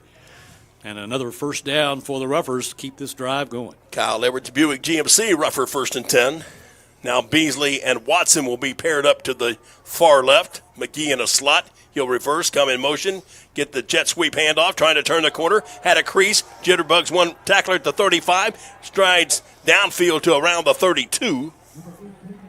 Good hurry-up catch-up that time by this speedy back end of the defensive group for Deer Creek. The gain will be 5 for Watson, or rather for McGee on the carry. Haven't seen him run that play in a few weeks, so that's setting something up later. Yeah. So McGee this time will come to the near side, which is to the right. He's just inside the hash, off the line of scrimmage with Anthony Watson. Beasley is up top to the left by himself. Now Johnson over on the right shoulder of Jamarian Ficklin. The Ruffer junior quarterback takes the snap, hands it off in traffic. Johnson trying to plow straight ahead. Could not get free of the first contact. He'll get maybe one to the 31, and the Ruffers will face another 3rd down and 4. Have to reach the 27-yard line to move the chains, but with this type of circumstances and everything on the line tonight, Nick, it's 4-down territory. Hard to run between those tackles unless you can get through one of the gaps like Ficklin's been able to do, but not much there for the little guy Johnson trying to squeeze through. Kevin Shinji in on the stop that time for Deer Creek. 3rd and 4, quick snap. Bird's going to keep it by himself. Had a blocker, has the first down, but there's penalty. There is no flag. I thought I saw something. I saw a towel go up, and I thought it was a flag. That's what it was. Ficklin will take it, and he'll get downfield to the where? Maybe there is a flag. Maybe there is a flag, yeah. And they're walking it back. It's resting right at the line to gain. Holding against the Ruffers on that block out in the wing. So it'll be marked off from the previous spot. And bring it from the spot of the foul back to the 36. So now it'll be 3rd down and 9. Well, it was 3rd and 4. Actually, you lose 5 yards, Nick, but you got to pick it up again. Yeah, but you only lose 5 on the penalty, so 5 yards gained by Ficklin. 56 seconds left, opening quarter. Beasley and McGee will both be out wide to the right. Antlers crowded the line of scrimmage. Ficklin, straight drop back. Blitz comes up the middle. Ficklin, time to throw. Looking for Beasley downfield. Makes it and dropped the football. Had it in his fingertips. Couldn't pull it to his chest. And it drops incomplete. Oh, that was a nice thrown ball by Jamarian Ficklin where nobody else could get to it. The ball incomplete will leave the Ruffers facing now 3rd and 9 at the Deer Creek 36-yard line. 40.3 seconds left. 4th down. Yes, I'm sorry. 4th and 9. So they got to have a big play here, keep the drive alive. Ficklin staring to the sideline. Remember, Jamarian Ficklin not only the quarterback, but is also the punter for the Ruffers. Play clock now down to 10 as the Ruffers break the huddle. Ruffers will hurry to the line of scrimmage. Ficklin with 4 seconds, with 3 seconds, gets everybody set, pulls it, looks, throws across the middle. Receiver is there, but he can't hold on to it. He was hit just as he threw. Ficklin got hammered, might have held on to it just a little bit long, waiting for that extra step. And the outside linebacker, Orlando Barr, again, the defender in the path, and the ball goes incomplete, and it goes over on downs to Deer Creek. He thought Barr probably kind of jumped up and down like he thought he should have intercepted that one. He was the closest guy to it. So 36-yard line, 36 seconds left in quarter number 1. Deer Creek getting the ball back for the 3rd time. They've started from their 46, from the Ruffer 40. Now this time back from the 36. Adamson standing in the pocket, little swing route out in space, caught at the 35, 40, cuts inside of a block at the 45, out near midfield into Ruffer territory. And then the scrum continues, and the power and the leg strength of Mason Miller, the 6-foot, 223-pound bullish running back for Deer Creek, able to sprint it across midfield to the 46-yard line, 1st and 10.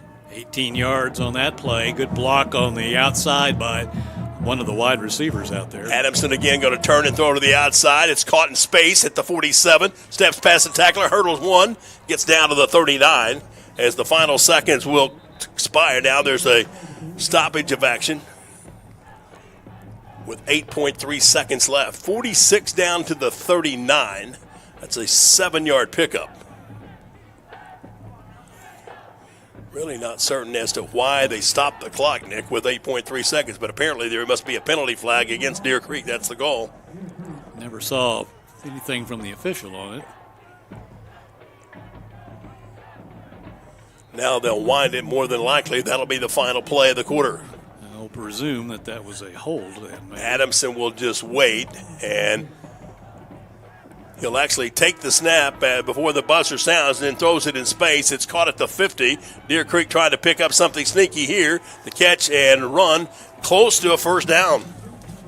Making the grab that time was Colton Neal, a kind of a little cat and mouse game by Deer Creek with just 1 second left. They take the snap.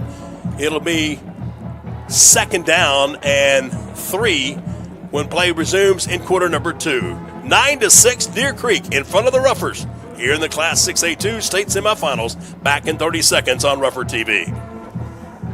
I'm Kyle Edwards for Kyle Edwards Buick GMC in Muskogee and the all-new Kyle Edwards Auto Group in Shakota. With the addition of Chevrolet, Chrysler, Dodge, Jeep, Ram in Shakota and Buick GMC in Muskogee, it now gives our customers a great lineup of new makes and models to choose from. We are very proud to bring you a buying experience you won't find anywhere else. If you haven't visited us yet, come give us a chance. You'll like what you see. Family-owned, customer-friendly, Kyle Edwards Buick GMC in Muskogee and Kyle Edwards Auto Group in Shakota.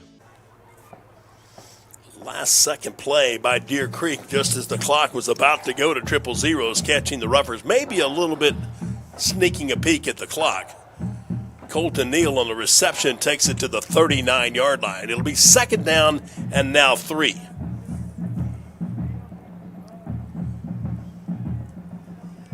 Deer Creek having been gifted opportunities here by Muskogee, Nick, with that penalty that extended a drive, a fumble that set them up for the scoring opportunity. Antlers with the football in Muskogee territory again, 2nd and 3. Trips out wide to the right this time for Adamson. Miller off his right shoulder. Mason Smith up top to the little option pitch out to Miller, trying to come left. Got a block. Ruffers can't get there to close the gap in time to stop the first down effort. Koda Bardowski made the first contact, but the forward progress will go to the 32. More than enough for first down on the 4-yard pickup.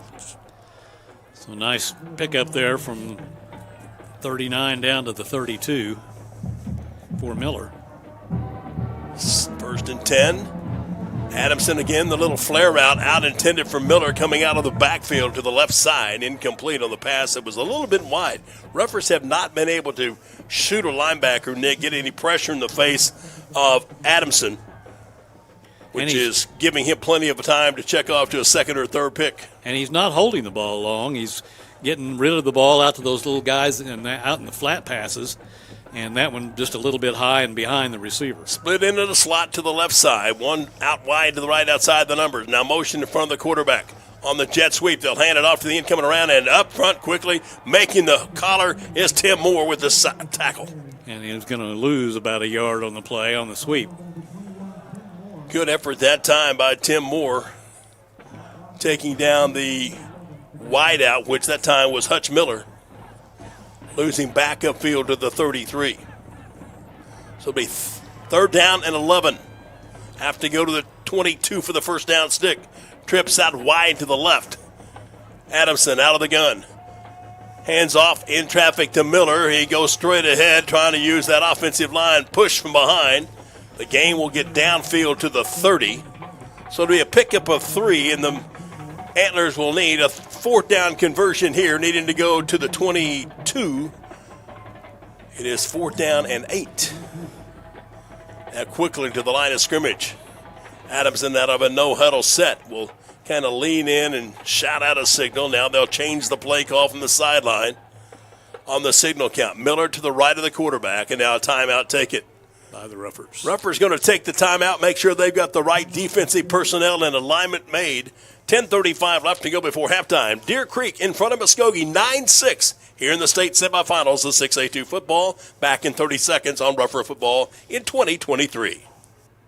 Pain is temporary. Pride is forever. At Excel Therapy, we want to be your athlete's advocate for excellence. We offer treatment methods that focus on strengthening muscles and improving flexibility to improve your overall performance. And when injury sets in, Excel Therapy can aid in the recovery process. We know it's important to get back in the game, so trust the comeback experts, Excel Physical Therapy and Sports Medicine. With 16 locations and no physician referral required, you can begin healing today. From setback to comeback, the name you can trust, Excel Physical Therapy and Sports Medicine. Look for us online at exceltherapyok.com. If you've had enough turkey, maybe you look for some great tasting barbecue over the weekend. And your place should be My Place Barbecue West. Whether it's the chopped beef sandwich that I had one earlier this week and it was mouth-watering good, whatever your favorite might be, count on My Place to be your place. My Place Barbecue West. Fourth down and 8. Adamson in the gun, going to throw upfield, caught on a cradling catch at the 21-yard line. Good effort that time by the Deer Creek receiver. Colton Neal on the reception cradles it to his chest right at the 21-yard line. Beasley covering him well, but just couldn't get there quick enough. They'll mark it at the 20, Nick. So it is a 1st and 10 for the Antlers. Trips up top to the left. Motion into the formation. Back in the pocket goes Adamson from behind. Throws at the last minute. Wide open in the middle. Inside the 10 and wrapped up quickly. Just all kinds of protection for the quarterback, Grady Adamson, able to check one side, a third side, and then come back to the crossing route. And the catch made at the 6-yard line, 14-yard pickup. Deer Creek quickly a 1st and goal. Very well-oiled offensive set. This offensive line extremely strong. Not allowing any of the rougher defenders to get into the face of the Antlers quarterback. Now up under center goes Adamson. They'll slide the tight end across, hand it off to Miller, up the middle. It gets to the 4 before he's wrapped up and pulled back upfield. Koda Barnowski and team making the stop right at the 5. So it'll be a 1-yard forward progress, 2nd down and goal from that spot. So far the Roughers have contained the run pretty well, but the little short passing game, and you mentioned earlier that the Roughers not being able to get any kind of penetration and pressure, Adamson giving him a lot of time to throw. So now with a single setback, Miller again slide the tight end across as the block. They'll quick pitch the ball out on the edge. Miller trying to get outside. Roughers get caught inside, and it'll be an easy walk to the goal line. Just blocked everybody inside, Dick, and there was nobody guarding the hen house. And Mason Miller takes it in from 5 yards away, and Deer Creek has expanded its lead to 9 with the PAT to follow. Well, the Roughers just got caught out there, didn't contain, sucked everybody in on the run, and then Miller just outlegged everyone to the corner. Aaron Beulah will be on to try to make it a 10-point difference.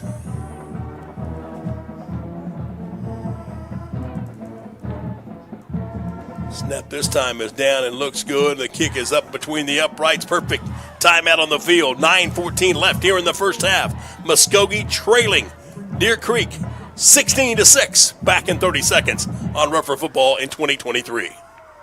In sports, having the right winning strategy is often the difference between winning and losing. The same is true when you need legal representation. For more than 15 years, the law offices of Michael E. Finnerty have successfully provided the winning strategy with excellence and integrity for the people of the Muskogee area in matters of personal injury, social security disability, and workers' compensation issues. The law office, Muskogee trusts Michael A. Finnerty, ready to develop a winning strategy. Michael A. Finnerty, 436 Court Street in Muskogee. Call 687-1155. Online at finnertylaw.com. A 10-play series by Deer Creek, covering 64 yards. Systematic efforts, Nick, through the air as well as on the ground, and Mason Miller rumbling in from 5 yards away. That for Miller is his 9th rushing touchdown of the year. Deer Creek, I think, perceived more as a running team, but if you look at them statistically, they're pretty well balanced in terms of yardage they've gotten through the air and on the ground. 3 minutes and 12 seconds time of possession on that last series for the score. Aaron Beulah on to kick off to begin here. It's a line drive kick, fair catch taken by the Roughers at around the 38-yard line. Javon Washington putting the hand up into the night sky. Little chilly here tonight in Ponca City, Nick. Yes, it is. You're right. Kind of makes my broadcast partner a little bit of the sleepy. Hard to sleep when you're freezing to death. No, it's pleasant at least enough we're in not our here. cameramen tonight that are working outside in the elements. I want to give a salute to our cameraman tonight too here shortly. Absolutely. Now Andre Beasley will come to the left side. Ficklen's going to pull it, wait, going to air it out deep. Looking for McGee. Big play. Can he get there? It's deflected away at the last minute. Safety coming over to give double team help, and a nice defensive effort that time by Deer Creek's back end. Safety almost came over and was able to pick that off. He was able to knock it down and was in pretty good position to get the interception, but couldn't hold on to it. Good defensive play by him to get over there quickly. The ball kind of, again, hung up a little bit. Sam Amanis was the man that got over there to help out on McGee. So on the first down incompletion, it'll be 2nd and 10. Clock stopped with 9:08 to go before halftime. Jamie Beasley And Latavian Johnson will be paired to the left side. Trips out wide right, empty backfield. Now quarterback design draw for Ficklin. Trying to find a blocker, a friendly face. He reverses field. Has no place to go. He dances around and just finally had to go down to the turf at the 35-yard line. A loss of 3. Just a little too much dancing and not enough prancing. And good coverage in the secondary that time by the Antlers, as Ficklin couldn't find anybody to throw to. After hitting his first pass for 42 yards, now Ficklin has missed his last 4. Third down for the Ruffers. Needing to reach the 48-yard line to advance the chains. Clock running with 8.5 minutes to go here in quarter number 2. Deer Creek 16, Muskogee 6. Ficklin with the running back to his left. That's Bowler. Bird waits, throws downfield, and it's up and deflected away. Oh, but a penalty flag. Yeah, I think we're going to get a defensive, either a hold or a pass interference call. The pass was intended for Jaden Swanson. Coverage was in the back end. Z Green was one of the 2 defenders, along with Sam Amanis. They came over there and had him covered. Holding is the call holding, against Deer Creek. I didn't really think it was going to be pass interference, Nick, but as Swanson tried to spin and go to the outside to get in position to make the catch, he was grabbed and spun around. So the 10-yard holding penalty will refresh the down, and the Ruffers now will have 3rd down and 3 rather than 3rd and 13. Yeah. Although they would much rather have had a 1st and 10 down around the Deer Creek 40 with the completion. Well, if this were like the NFL, it would have been at the spot of the foul rather than the previous spot. So now needing to reach the 48-yard line. Muskogee will send Swanson by himself to the left. Ficklin on a quarterback keeper. Going to find a crease. Has the first down and change across midfield. Down to the 48-yard line where they'll mark it. The game by Jamarian Ficklin, 5. And a Kyle Edwards Buick GMC Ruffer, 1st and 10. Nice run by Bird. Gives him now 53 yards and 8 carries on the ground. Ficklin came into tonight's contest with 676 yards on the ground. 1st and 10 for Muskogee from the Deer Creek 48. Play action. Ficklin back in the pocket. Throws underneath. Caught up the sideline. 45, 40, 35. Cutting into open field at the 30. It's the Ant-Man. Goes Anthony Watson. Little bubble screen, and Watson, like a freight train, rumbling free down the sideline all the way to the 29-yard line. 19-yard pass and run. A Kyle Edwards Buick GMC Ruffer, 1st and 10. Second good long pass that Watson's caught tonight. Give a little bit of tip of the credit, too, though, to that offensive line, Nick, giving Bird time to set that play up. Ruffers need to punch this one in and get kind of back a little more into the game here. Again, Swanson by himself, matched up outside wide left. Ficklin's going to hand it off in the crease through a gap inside the 25 and down near the 21-yard line goes Latavian Johnson. Just the dive straight ahead, and Johnson downfield from the 29 to, they'll say, the 22, a pickup of 7 on 1st down. So we've just gone under 7 minutes to play here in the opening 2 quarters from Ponca City. Run of the night for Latavian Johnson. So now McGee this time will be the single receiver to the boundary outside the numbers to the right side. Trips come left. Ficklin will take the numbers high snap with a blocker in front, trying to get to the corner. Got a good seal inside from Bondre Beasley. Drags free of one tackler and gets downfield for the 1st down yardage all the way to the 17-yard line. A 5-yard pickup for Jamarian Ficklin and a Kyle Edwards Buick GMC Ruffer, 1st down and 10. So we're seeing Ficklin carry the ball much more tonight than he has the last 2 or 3 weeks. That's really helped spark this offense. 58 yards on the ground for Ficklin. Swanson out. Jamie Beasley in as part of the receiver corps. Caden McGee and Andre Beasley will be flared out to the right side, one inside, one outside the hash. Ficklin's going to take it, going to call his own number again, and just a shoestring tackle by the Ponca City defender. Able to get in at the beat. That's Asher Van On. Gain downfield to the 16, only a 1-yard pickup, but a nice play by the linebacker of the Deer Creek Antlers. Got him just by the shoe tops and managed to trip him up. 2nd and 9 as we're under 5:50 to play before halftime. The winner advances. The loser Hangs them up. McGee and now Michael Puckett will be flared to the right side. Twins to the left. Ficklen's going to stop it, pull it inside. McGee dropped the football. Big play. Had it in his hands, Nick, and he was ready to make that spin move and go to the end zone, and he forgot to lock in on the possession. Right at the 5 is where he had the ball. If he could have made that spin, he would have been in pretty easily probably. Cold, hard football, too, sometimes hard to caress. So now a 3rd and 9 from the 16-yard line. 5.5 minutes to go here in the opening 2 quarters. McGee, along with E.J. James and Andre Beasley, will be trips out wide right. Ficklin, straight drop back, steps up in the pocket. The lefty delivers underneath. Pass is caught.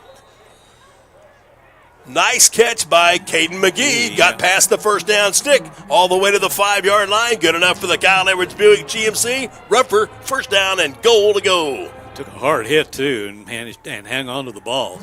Good play, 11 yards on the pass from Ficklin to McGee. It puts Ficklin now at 53 yards through the air. This will be the 10th play in this series that began back at the 38-yard line. Clock showing 5:05 and counting before halftime. Ruffers trying to cash in and cut the deficit. Trailing by 10, 16-6. Ficklin's going to keep it, pull it inside the 5, and he'll be grabbed at the ankles and fall forward downfield to around the 2, we'll mark it. 3-yard pickup.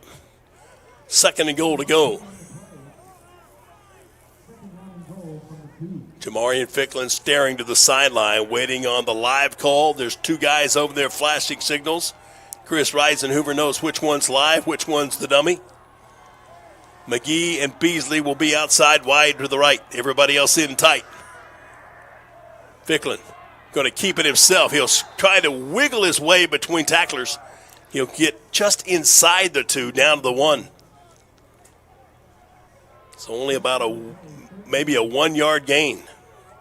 3rd down and goal to go. Clock counting away precious seconds here in the quarter as the Ruffers try to slice into this 10-point deficit.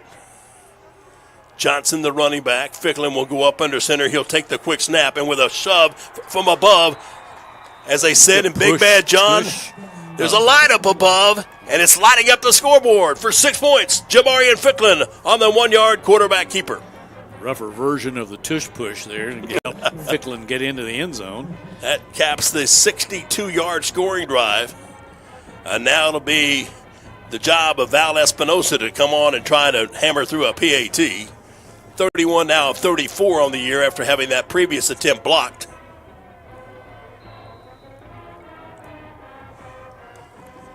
On the extra point this time, the swing of the leg with the right foot, and it splits the uprights, and with 3:52 to go before intermission, it's back to a 3-point game. Deer Creek 16, Muskogee 13. Back to Ponca City in 30 seconds on Ruffer Football in 2023. There's never been a better time to find a great deal on a sedan, truck, or crossover at Nissan of Muskogee. Call 918-683-6605 or go to nissanofmuskogee.com. There's never been a better time to find a great deal on a sedan, truck, or crossover at Nissan of Muskogee. Call 918-683-6605 or go to nissanofmuskogee.com.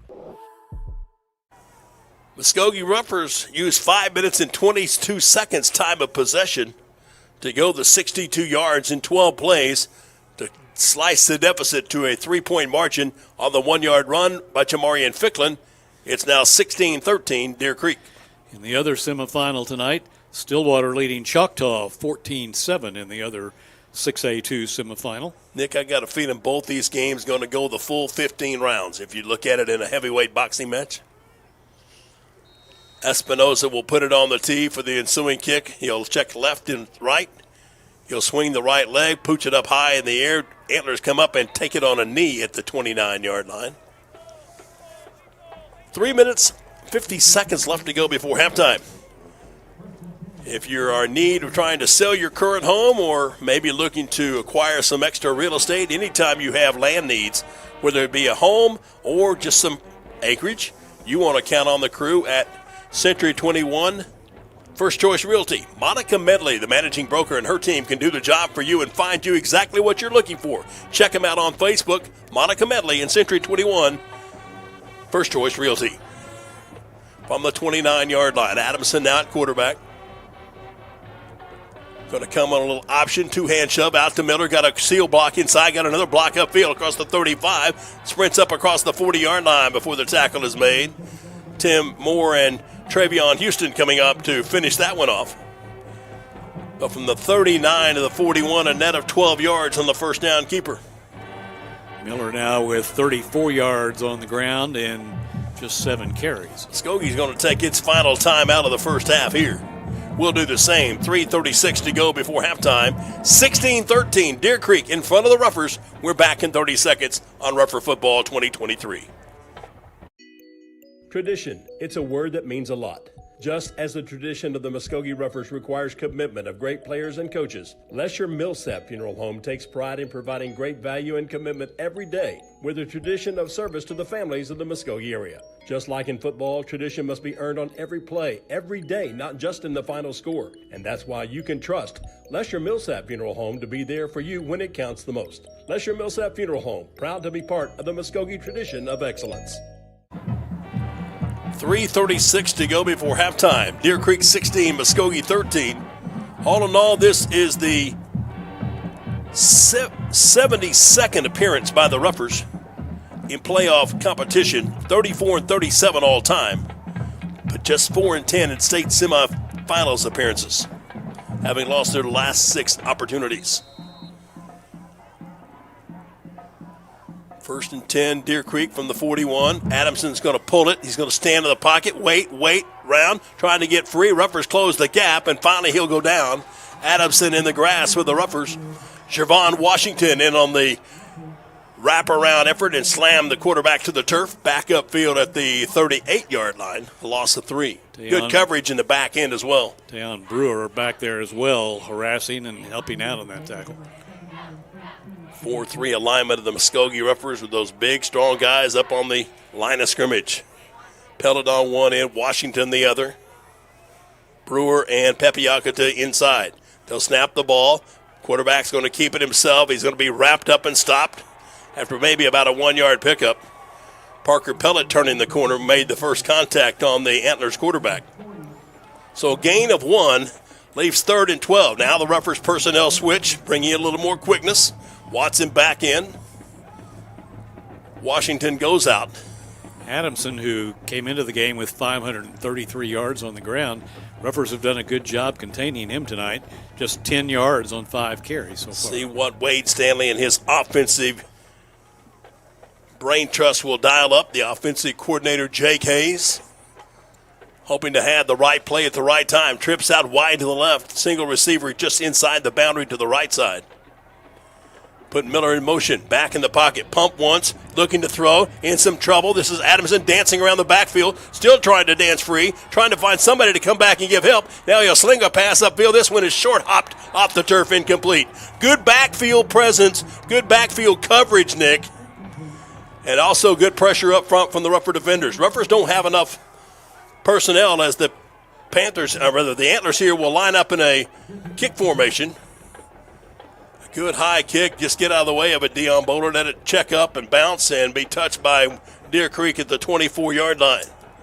But a big stop there, Nick, to kind of turn the tide. Maybe get the mojo going back the way of the Muskogee Ruffers here before halftime. 1:48 left. Ruffers take over 1st and 10 at their own 25-yard line. Well, let's see what Chris Reisenhoover and his staff will come up with offensively here for the Ruffers. See if they want to take some chances here in the final minute and a half or so. Got a feeling anything and everything is available here tonight. Muskogee's offensive line giving Ficklin, for the most part, time to throw. Play clock counting away precious seconds as Ficklin's still staring at the sideline. Play clock down to 10. Ruffers going to have to hurry to get this one away. Ficklin will see the clock. Now with 8 seconds, with 5 seconds, with 3, motion, take the snap with 1. Counter, Ficklin in the pocket, steps up, lefty, wanting to go deep, airs it out for big play. He's there at the 25, the 20, the 15, shakes a tackler at the 10, dragging Antlers to the 3. Wow. Perfect combination, Jamarian Ficklin to Caden, big play McGee to the 3-yard line in Antler territory, 72 yards on the throw. Thank you, Nick. First and goal to go for the Ruffers to try to take the mojo to the dressing room at halftime. 72 yards all the way to the 4-yard line where it's first and goal to go. 71. How about that? Yep. Now McGee and Beasley outside wide to the right. Johnson by himself, just a great quarterback dive, and Ficklin has no place to go. Did he And fumble he it? may have fumbled the football, Nick. He really got popped. No official signal yet. The Antlers say they have it. Deer Creek celebrating out on the field. Ruffers felt like the quarterback was on the turf. There's been no call from the referee here tonight, Andy Bruner. Now he's going to signal Deer Creek football. Well, at least, yep, there it is. Bird was on his backside when the ball came free, but apparently was on top of a Deer Creek player, Nick, and never hit the turf. Second turnover of the night by the Ruffers, both on fumbles. Last one led to points. This one prevents points, possibly. Oh, that's a tough one there because it's a 2-yard loss, but more importantly, it takes away point opportunity. 1:08 to play. Deer Creek will line up in this swinging gate formation. Now they will shift over to the more customary lineup. 71-yard scoring toss that comes up at the 4, and the very next play, Ficklin fumbles it away. High snap, throw it out in space, caught at the 5, and the Deer Creek receiver tried to drag a tackler up to about the 10-yard line. It'll be a 4-yard pickup. Whoever that was out there, I don't know if it was White or Swanson, one of the two of them had him by the ankle, prevented, probably would have been a touchdown because if he'd have gotten away, he had nothing but green in front of him. So now a 2nd and 7 with the clock showing 40 seconds. Adamson's going to pull it again. He's going to wait. He's going to back into his end zone. Now he's under some duress, being chased to the near sideline. Cuts up across the 10, has the first down marker, falling forward out to about the 20-yard line. Again, just good protection by this offensive line of the Antlers all the way out to the 20. First and 10 on the 11-yard quarterback scramble. 24 seconds in the clock running. Adamson back in the pocket and whistles sound prior to the snap of the football. Penalty flag is down. I don't know that Deer Creek had everybody set. Illegal participation on the Ruffers must have had 12 men on the field. So that wipes out what was going to be a very short gain and gives them an extra few yards. 5-yard penalty will bring it up field to the 25. 19.2 seconds left to go before halftime. Oh, how that turnover burns in your belly. Third flag against the Ruffers tonight. 1st and 5. Adamson with trips out wide to the left. Rolls to his left, looking to run or throw now, wants to keep it, and he runs in Dakota Bardowski back upfield at the 20. He'll take the 4-yard loss. That more than likely will be the final play of the first half. 6 seconds left, and Antlers coming to the sideline. They may opt to take a timeout here. Or nope, they'll just line them up and go to the dressing rooms. 2 of the 4 quarters done, Nick, and the Ruffers have been their own worst enemy. They trailed Deer Creek at intermission 16-13 in what could have been and should have been, but now you must wait. Come your way, but we'll dial it up and recap the first 2 quarters tonight from Pohai Stadium in the 6A2 state semifinals. It is Deer Creek 16, Muskogee 13. Back in a moment, back in 3 minutes on Ruffer Football 2023.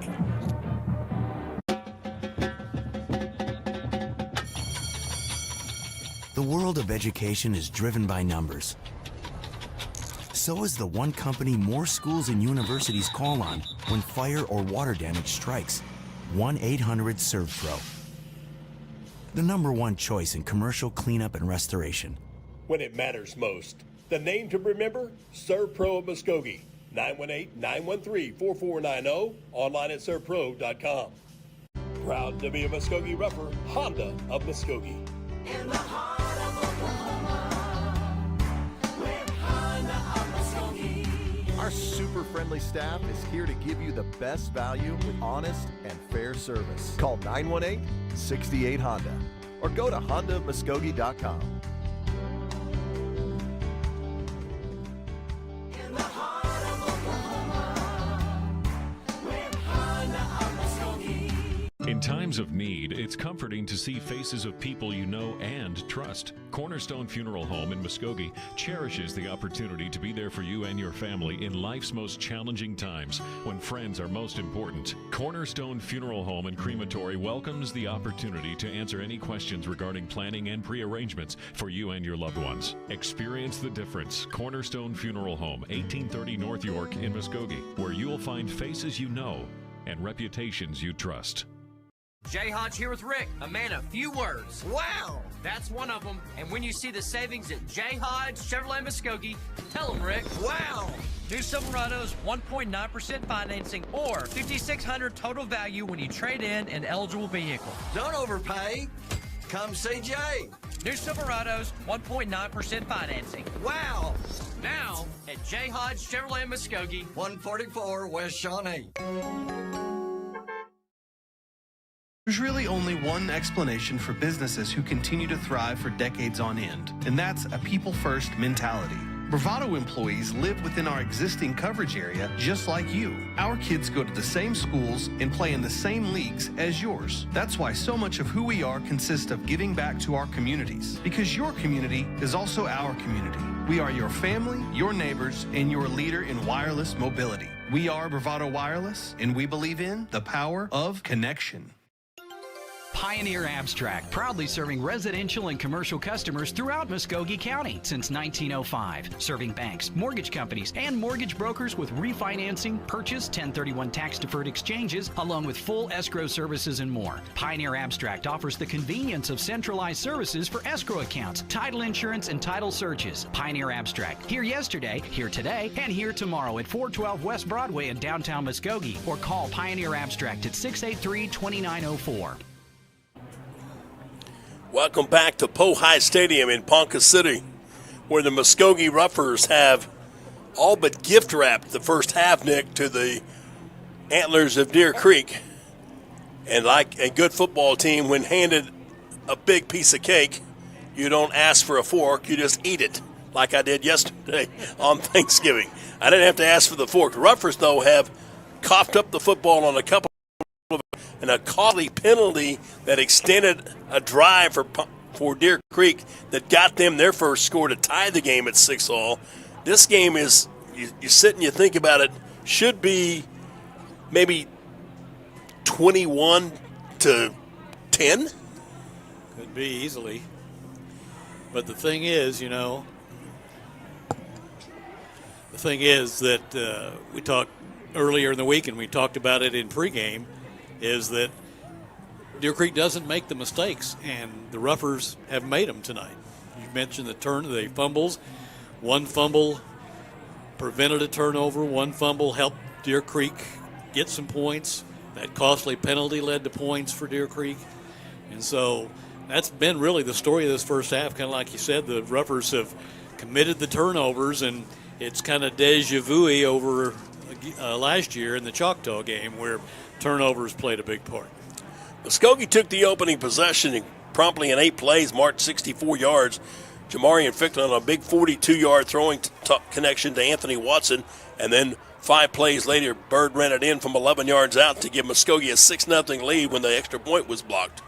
But then Deer Creek putting together its own drive, starting from their own 46, on a 4th down situation, had to get 3 yards or 4. It looked like it was going to be almost a 41-yard field goal drive, but the Roughers jump offside to extend the drive, putting the ball at the 21-yard line, and 2 plays later, Adamson would hook up with Mason Smith. The extra point blocked. It's 6-6. The Ruffers, on the second play from scrimmage, after starting from their own 30, fumble the football.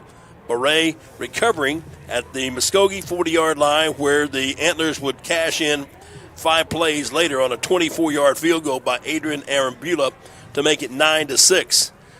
Unable to extend a drive past 1 first down, Deer Creek would get the football back in the closing seconds and would capitalize on a 10-play scoring drive of 64 yards using 3 minutes and 12 seconds time of possession, as Miller scored on a 5-yard run into the east end zone.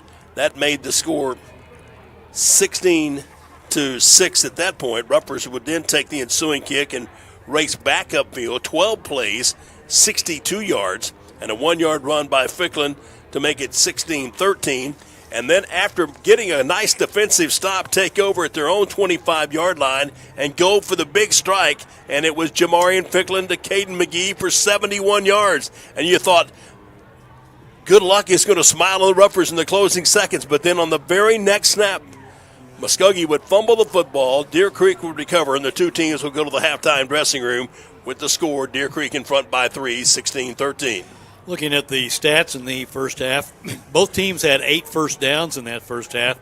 The Ruffers rushed the ball 21 times for 83 yards, and in kind of an oddity that we haven't seen this season, Jamarian Ficklin has run the ball more than he's passed the ball. So he has 14 carries for 62 yards, is the leading ground gainer tonight for the Ruffers. Passing 3 of 8 for Ficklin, not a great night, but that 71-yarder, a big chunk of it, 124 yards through the air. So the Ruffers, 207 yards in offense, 2 costly fumbles, and 3 penalties, one of them pretty costly, for 20 yards in the game. For the Antlers of Deer Creek, they've rushed the ball 15 times for just 54 yards, so Muskogee has done a pretty good job against what's been touted as a strong running game of the Antlers. But they have passed well, 12 of 15 passing for Adamson tonight. A lot of little short swing passes that the receivers have done a good job of gaining yards after the catch, and they've also passed for 124 yards tonight. So 178 yards in offense for the Antlers. Just 1 penalty in the game against Deer Creek for 10 yards. No fumbles and no interceptions.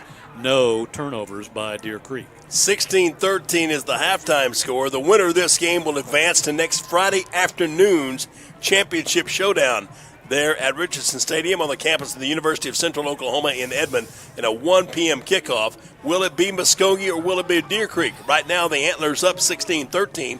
The winner of this game will move on to play the survivor of Choctaw and Stillwater.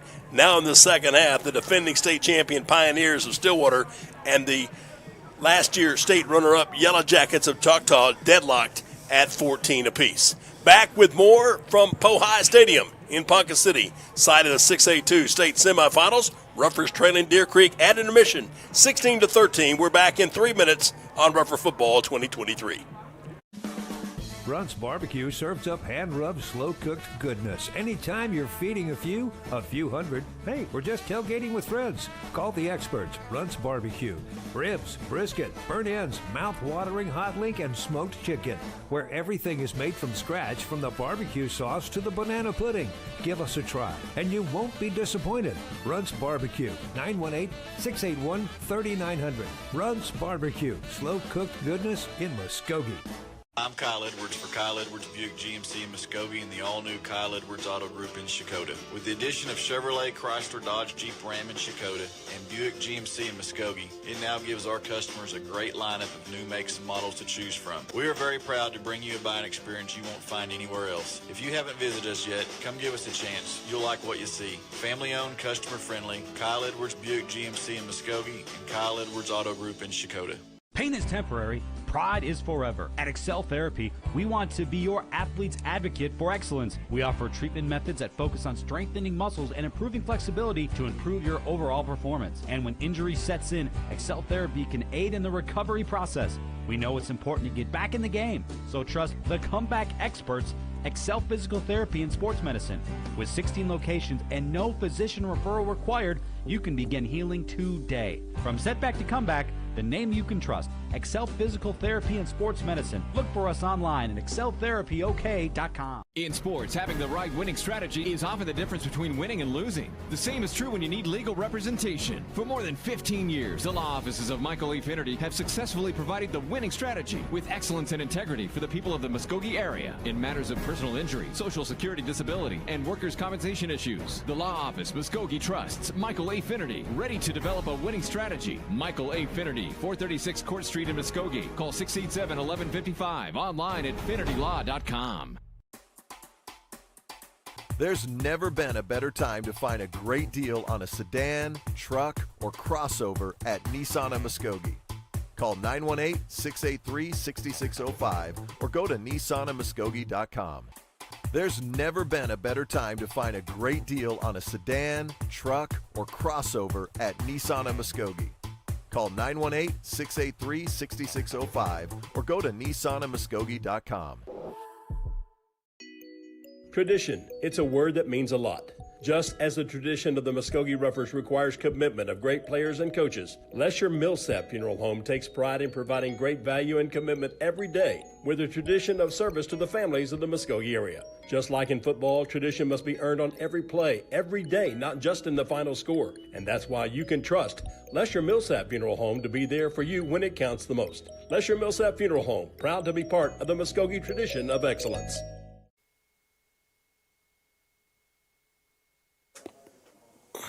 Welcome back to Pohai Stadium in Ponca City, Oklahoma. Bill Huddleston, Nick Hampton, and our Rougher TV crew. And nice to have one of the old veterans of Rougher TV back in his day in high school. Patrick Kay's running one of our cameras tonight. Very good of him, too. Very sacrificial. He deserves lots of kudos because he's standing out in the he is I doing noticed, the camera Nick, you to didn't offer begin to with. trade places with him. He offered to take the camera because we were a little short-handed tonight, and then he's outside, too. So a lot of kudos to Patrick. Absolutely. 16-13 is our score. We mentioned Choctaw and Stillwater deadlocked at 14. Nick and 6A won earlier this afternoon. Bixby, after being tied up early in the third quarter, 14-14, just kind of flipped the switch and says, okay, it's time for us to put this game out of reach. And within 3 minutes, it was a lopsided affair as the Spartans went on to eliminate Owasso 56-14. They await the winner of tonight's matchup between Union and Jinx, another backyard bowl, brawl. I'm sure it will be before the night is done. Right now, the Red Hawks in front of the Trojans 21-10. 5A scores. Del City got the big win last night earlier this afternoon, over Claremore, 34-13. They're awaiting the outcome of the matchup between top-ranked Carl Albert and the Irish of Bishop McGuinness, and it's the night they played the Titans as far as Bishop is concerned because Carl Albert is out in front 24-7 at half. Nick, you got some other numbers. Well, in Class 4A, taking a look at those games, both are being played tonight. Good defensive battle, Blanchard and Poto facing off. Poto, top-ranked in 4A, leading 7-6 that game. Well, we just got an update here. Blanchard has come back to take the lead, 14-7. That game in the third quarter. And at halftime, Wagner leading Ada in the other semifinal, 21-0, as the Bulldogs seek back-to-back 4A titles. Class 3A also playing their semifinal matchups earlier this afternoon. Heritage Hall came from behind to defeat Marlowe 31-29. Lincoln Christian and Perkins Tryon battling tonight. The top-rated Bulldogs of Lincoln Christian and the Demons of Perkins Tryon deadlocked 3-3 at the half. That's a bit of a surprise, Nick. Two teams that score a whole lot of points back and forth in a 3-3 ball game. In Class 2A tonight, games played this afternoon. Jones defeated Victory Christian 56-36, and Kiefer knocked off Alva 34-14. Games played tonight. Vian and Washington squaring off for the second time this season. They met in the season opener, which the Warriors won easily, and tonight they are also leading at halftime 27-0 over the Wolverines. Millwood defeated Idabel this afternoon 34-7, and those are the looks at the numbers in the Class 2A games tonight. You got Central Sallisaw and Hooker playing tonight, and It's a good thing that there is a neutral site set up in Class A for this third round of the playoffs and a 5-week race to the gold ball. Hooker leading Central Sallisaw 21-0 at the halftime. Can you imagine having to go all the way from Sallisaw to Hooker? Even if you got a plane, that's a long, long way to fly. Way out in the northwest part of the state. Yeah. Hominy second ranked leading Boone Apache 28-0. Woodland number 4 in the state 26-0 over Dibble. Fairview and Stroud with top-rated Fairview on top of the Stroud squad, 49-13. That's at halftime. And Woodland, 4th ranked, leading the Dibble Demons by a score 26-0. Class B, that's 8-man football, Nick, in the quarterfinal round there. Quarterfinals. You've got Okie leading Yale 16-8. Top-ranked and defending champion Sealing, 52-6 lead over Walika. That game was actually played this afternoon. That's a final. Alma in the second quarter leading Drumright 36-24. And earlier today, Regent Prep put up 70 points in an offensive explosion between the two private schools. Regent Prep defeating Oklahoma Bible by the final count of 70-50. And then you go down to the final classification. It is a state semifinal matchup. And it is Tipton this afternoon defeating Waynoka 54-0. And Ryan, the Cowboys, leading Timberlake 34-18. That game is at half. Speaking of halftime scores, 16-13 is the tally here at Pohai Stadium in Ponca City. Site for the 6A2 semifinal matchup. Deer Creek leading the Muskogee Ruffers back with the start of the second half after this 3-minute timeout of Ruffer football in 2023.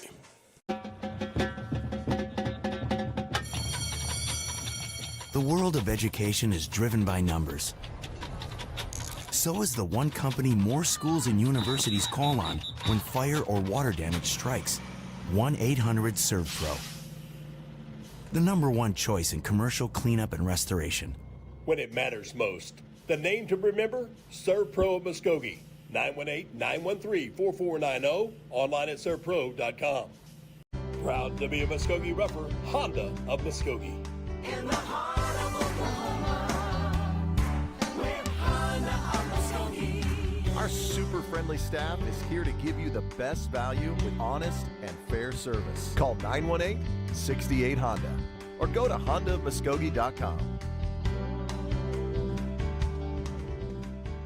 In the heart of Oklahoma, with Honda of Muskogee.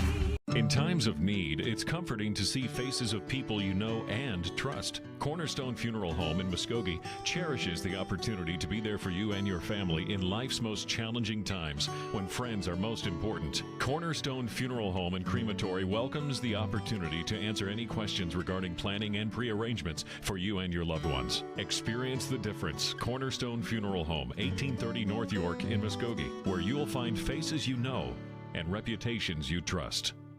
Jay Hodge here with Rick, a man of few words. Wow! That's one of them. And when you see the savings at Jay Hodge Chevrolet Muskogee, tell them, Rick, wow! New Silverados, 1.9% financing or $5,600 total value when you trade in an eligible vehicle. Don't overpay. Come see Jay. New Silverados, 1.9% financing. Wow! Now at Jay Hodge Chevrolet Muskogee, 144 West Shawnee. There's really only one explanation for businesses who continue to thrive for decades on end, and that's a people-first mentality. Bravado employees live within our existing coverage area just like you. Our kids go to the same schools and play in the same leagues as yours. That's why so much of who we are consists of giving back to our communities, because your community is also our community. We are your family, your neighbors, and your leader in wireless mobility. We are Bravado Wireless, and we believe in the power of connection. Pioneer Abstract, proudly serving residential and commercial customers throughout Muskogee County since 1905. Serving banks, mortgage companies, and mortgage brokers with refinancing, purchase, 1031 tax-deferred exchanges, along with full escrow services and more. Pioneer Abstract offers the convenience of centralized services for escrow accounts, title insurance, and title searches. Pioneer Abstract, here yesterday, here today, and here tomorrow at 412 West Broadway in downtown Muskogee, or call Pioneer Abstract at 683-2904. Back with you at Pohai Stadium. 16-13, the Deer Creek Antlers leading the Muskogee Roughers here at halftime, as the Roughers with a couple of costly turnovers, a costly penalty or two, and just like that, the Antlers lead 16-13 in a game. You sit here and say, how could the Roughers be behind in this one? Just amazing that they've had the turnovers. It's always the little things that matter most in games like this, and Nick, that's exactly what has mattered the most. Those two costly fumbles, one at the Muskogee 40-yard line that gave Deer Creek the opportunity to put points on the board, and then the one right before halftime when Jamarian Fickler, in talking with the coaches, and I'm not trying to take one side or the other situation, what actually was called, but what was explained to the Muskogee sideline, green down, and then they pointed Deer Creek's way. That was the words given by the official to the Muskogee sideline. Green down, but they pointed Deer Creek's possession. Okay. I don't know if they got turned around on the compass or what have you, but nevertheless, Deer Creek got the football. Roughers had no chance to score right there before halftime. What an emotional boost that would have been to the psyche of Muskogee to have been able to go that 75 yards in less than a minute Take to the score. lead. Right, yeah. That would have been big for the Roughers. But that's one of those things you talk about in the locker room and say at halftime, okay, guys, we talked about this all week. We can't turn the ball over to these guys because they haven't turned the ball over at all tonight. So we've got to hang on, do better in this second half, and keep on grinding out because otherwise the Roughers have played pretty well. Indeed they have. Indeed they have, but you just have to make the most of what's given you and don't give anything away. And certainly that last fumble will live long in the minds of Muskogee fans. And, Nick, we were just talking about a fumble that was ruled Muskogee's favor back in 2005 in a game played at Putnam City Pirate Stadium in the Class 6A state semifinals between Muskogee and Mustang. And any of those of you listening or watching that remember that fantastic season when it looked like the Roughers were on their way to a state championship, the fumble that was recovered by Muskogee at the 20-yard line, and Muskogee's into the field in the waning moments of that contest, only then to be, after possession was marked and given to Muskogee, to be overturned. 2 plays later, Mustang hits the big strike right up the seam, and the Broncos score, and the Muskogee hearts were broken. And it's a memory that I'm sure still lives in the mind of Ron Lancaster and any member of that Rougher football team back in 2005. That was a heartbreaking loss for the Roughers. Cold night, kind of like tonight. Yeah.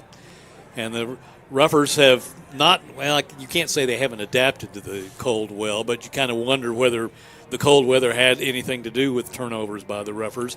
Had a couple of drop passes tonight as well. And so those kind of things maybe played into it a little bit. But the team's back out on the field, having kind of loosened up in their 3 minutes here before the start of the third quarter. And they're all gathered around. And we'll be ready to start the third quarter with the Antlers receiving the kick to start this third quarter. That's right. And, of course, Nick, you and I both have seen what the change in the weather the last couple of weeks has done to the artistic beauty of our lawns being covered by those yellow and brown leaves. I like the looks of the leaves in my yard, actually. Yeah, I do too, but not when they're 3 foot tall. No. When the piles of leaves are so tall. If you're needing help cleaning up your place, why not count on the team of Antonio Zapata and Zapata Lawn and Tree Service, a former Rougher going out and doing the hard work each and every day, making your place look great. Check them out on Facebook, Antonio Zapata Lawn and Tree Care. They can take care of trees, they can take care of their leaves, and if you're looking for somebody to put up those holiday lights, Nick Hampton, if you're looking for somebody to hang your lights so you don't have to climb the ladder and do it yourself, call on Antonio Zapata Lawn and Tree Service. So the Roughers will kick it off to start this third quarter. We'll see what kind of changes both of these teams have made. The Roughers using the legs of Jamarian Ficklin for the most part in that first half. As we said, it was kind of an odd statistic that he's got more carries tonight than he does passes, which is odd. But he's carried the ball 16 times tonight. So the Roughers obviously was part of their game plan to use him more in that regard this evening. Deer Creek has used the little short flare passes and yards after the catch primarily to do their job. Well, history says it's time for the Roughers to flip the coin. The Roughers are 4-10 all time in state semifinal appearances. The last time they won a semifinal matchup was in that gold ball season back in 1986, in which Glenn Bell and company went on to win the championship 13-12 after over Tulsa, Washington, after the year before losing in the waning moments to Mike Gundy and the Bombers of Midwest City. But since that time, Muskogee has lost in 1994, 2005, 6, 7, 2016, and last year losing to Choctaw. Ready for the third quarter kick. Espinoza puts it on the tee. He'll pooch it up into the air. Deer Creek will call a fair catch at the 27-yard line. And that's where the blue and white clad Antlers, who tonight wear the primarily black uniforms with the blue numerals trimmed in white, they will start 1st and 10 from their own 27-yard line. Time for the defense, Nick, to get a turnover of their own. Well, even if we can maybe get a 3 and out, if nothing else here, and keep them bottled up in their own end of the field. Yeah. Grady Adamson, a 6'3", 203-pound junior, hard-throwing quarterback and a stout runner as well. Works out of an empty backfield. Now Miller will shift over to the left. Quarterback's going to keep his own. A counter block, got the defensive end. Pellet pinned to the ground. And that was just an easy run to the outside edge and up the field in a hurry goes the quarterback, Grady Adamson. The outside tackle did a pretty good job of pinning Parker Pellet to the turf. 13 yards for the first down. Now back in the pocket, Adamson again. Pressure in his face. He'll bootleg out. He pulls it down and then turns right into the face of the rougher pressure coming from the backside. Parker Pellet got pinned a moment ago. This time he pins the quarterback back at the 24-yard line. So after having that block on him, Pellet comes back and makes the sack back at the 26, they'll mark it. So a 14-yard loss. He got 13 the previous carry. This time he loses 14, Adamson. So it'll be 2nd down and 24. Trips go out wide to the right. Adamson will take it, stand in his pocket, being chased. Now jumps up to throw, wants to throw it upfield. Pass is caught at about the 32, but there's a hanky on the turf. We're going to get a holding call here against Ponca City. That's generally the call when the flag goes down in the backfield like that. Well, the referee tonight, Andy Bruner, didn't hesitate about throwing that pink flag onto the turf here. And it is a hold, so that's the second penalty of the night against the Antlers. Wait a minute, it's a hold against Muskogee? Oh, really? Oh, right. Well, you don't see that very often, particularly in the backfield like that. Well, the holding penalty against the Roughers will give a 5-yard advance, or actually a 10-yard advance, and put the ball up to the 34-yard line. So now Adamson with the running back off his right shoulder. Play action, stands in the pocket. Ruffers trying to get free, and there's a major hold. There's no flag as the Ruffer defender was there, and then Adamson was going to air it out downfield, has a receiver behind everybody. Ficklin will come and make the touchdown-saving tackle on Mason Smith. But a huge miss. Yeah. A huge miss on this end, Nick. It was a long pass. Credit Grady Adamson to keep calm, cool, and collected. He'll throw it downfield all the way to the 6-yard line in Ruffer territory. That is a big, big pass play from the 34 to the 4. 60 yards. 60-yard pass play on a 2nd down and long. So now Adamson now will go up under center. They'll counter. Adamson will keep it himself. He'll break out of a tackle, and with strong lower legs, he'll go into the end zone for yet another score. Adamson on the 6-yard run, extending the Deer Creek lead now to 22-13. And that's a shame because the Ruffer secondary had done such a good job of covering and making Addison scramble around, but you can only hold the coverage so long. So now Aaron Beulah will come on to try to make this a 10-point lead again. The snap is back in good shape. The kick is up and good. And Deer Creek has taken its first possession of the third quarter and put points on the scoreboard. 23-13, our score. We're back in 30 seconds on Ruffer Football 2023. Grunt's Barbecue serves up hand-rubbed, slow-cooked goodness. Anytime you're feeding a few hundred, hey, we're just tailgating with friends. Call the experts, Grunt's Barbecue. Ribs, brisket, burnt ends, mouth-watering hot link, and smoked chicken, where everything is made from scratch from the barbecue sauce to the banana pudding. Give us a try, and you won't be disappointed. Grunt's Barbecue, 918-681-3900. Grunt's Barbecue, slow-cooked goodness in Muskogee.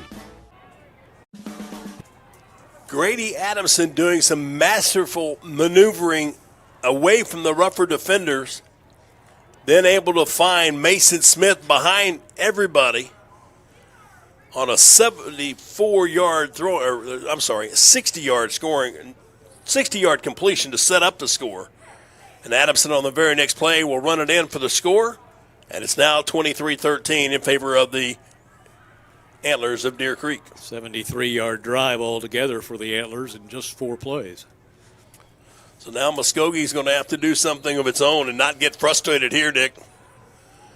High end-over-end kick, fair kick, signal for, and taken by the Roughers. Making the call was Anthony White. Muskogee will start 1st and 10 from its 24-yard line. Nick, here is where you have to keep calm, cool, and collected and not let your emotions get the better part of you.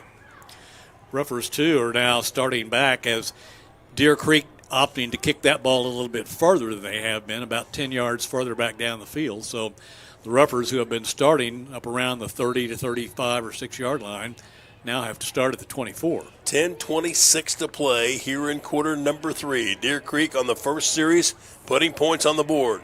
McGee and Andre Beasley to the boundary left. Andre will go motion. They'll run the jet sweep back to Beasley, trying to go to his left. 35, across the 35, twisting and fighting for extra yards. He'll fall upfield to the 38-yard line.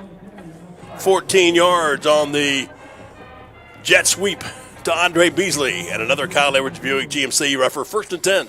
Nice run and a good saving tackle that time by the Antlers because Beasley was on the verge of being able to break that one. Second half action, Roughers down by 13, they're down by 10, needing a comeback. Beasley and McGee again to the right side. Ficklen's going to call his own number. He'll run up the field, cut off a block, 40-45, bird to midfield. Needs a blocker out in front. McGee is in, leading the path. Roughers trying to take him down the sideline. 20 at the 15. Ficklen stumbling at the 10. He'll lunge forward down to the 8-yard line. Just loaded up the football and ran the train to the near sideline, all the way down to the 9-yard line. 12 up, another 40 down, 52 yards on the run by Jamarian Ficklin. It's 1st and 10. Actually, it's 1st and goal from the 9, 53 yards on the gallop. And a Kyle Edwards Buick GMC rougher, 1st and goal. Nice run that time by Ficklin and good blocking out there by McGee, who got out in front of him. And the cavalry was coming behind him as well. So now from the 9, where they were just before halftime, a chance to score here. Trips out wide to the left. Bring McGee in motion on the jet sweep, trying to get around the edge. Penalty flags come down. Here comes a hold. Here's a hold. As into the end zone goes Caden McGee. Here's your sign. Yep, there it is. Thrown by the side judge. That could also be a procedure call of some kind thrown by him. Oh, wait and see. The touchdown is going to be taken away. They do call procedure rather than a hold. Roughers must not have had everybody up on the line of scrimmage or enough.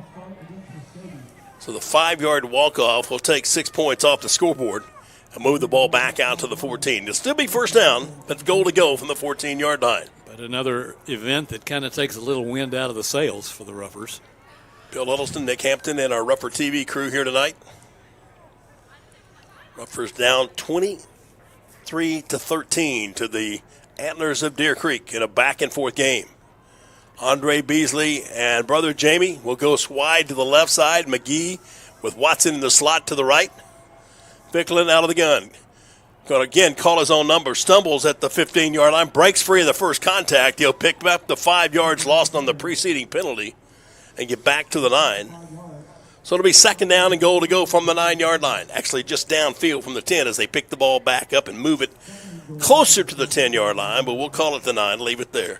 15 carries for 67 yards tonight for Ficklin. Honda Muskogee, along with Serpro Muskogee, Lester Millsap, and My Place Barbecue West bring you Rougher football here in 2023. Jumbo backfield. Snap the ball back. This is Caden Goodson. He'll take the ball out of the Wildcat and get downfield to about the 5, getting 4 there.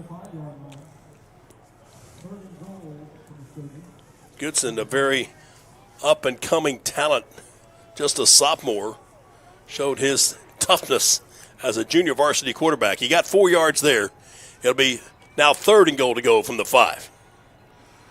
We're just going to try to push this one in. He remains in there. Goodson will stay in as the Wildcat. Now they'll shift over the heavies to the right side, and flags fly. Ruffers here, I think, going to get movement up front. Somebody moved prior to the snap. Ugh. Costly penalties in the scoring zone, and Temper's getting a little bit thin out between a couple of the players, one from each side.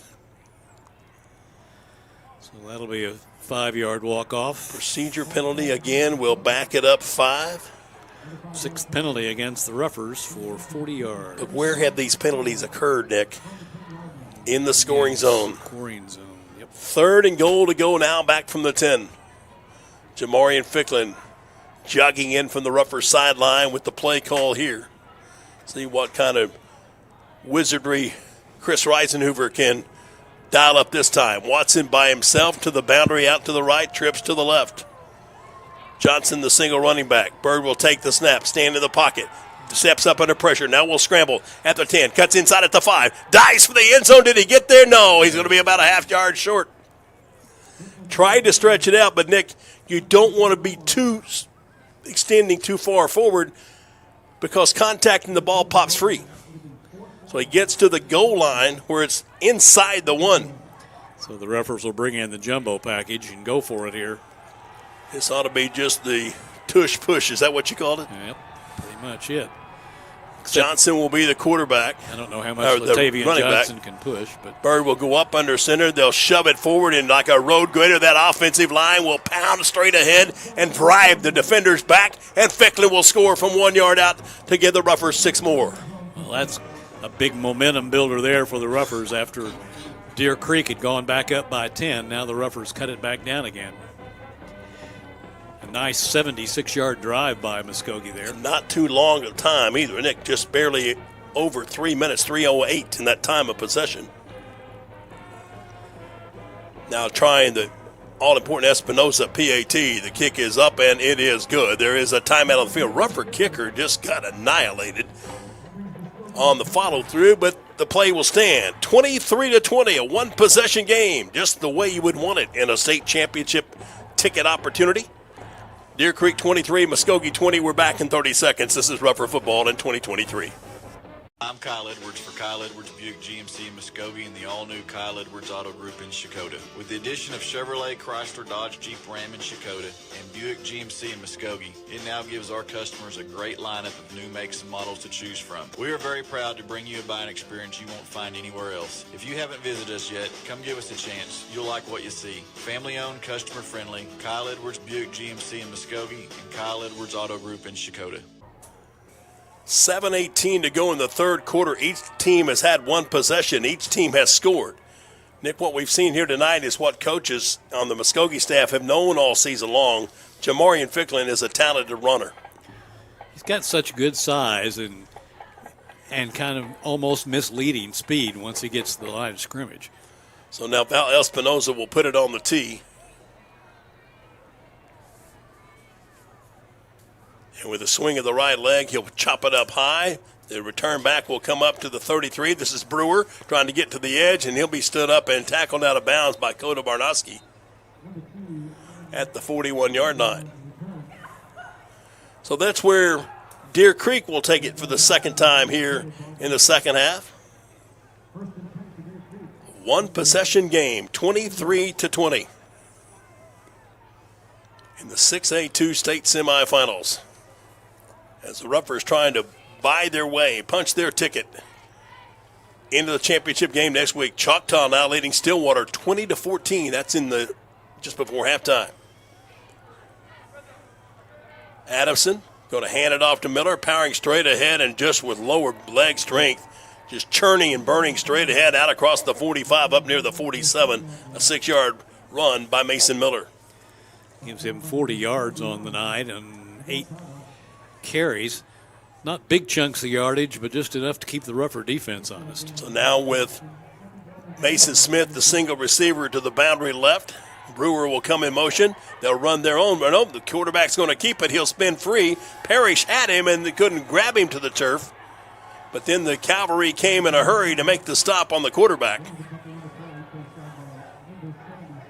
Javon Washington getting credited for the tackle after a gain of 2. So it'll be 3rd down and 2 for Deer Creek.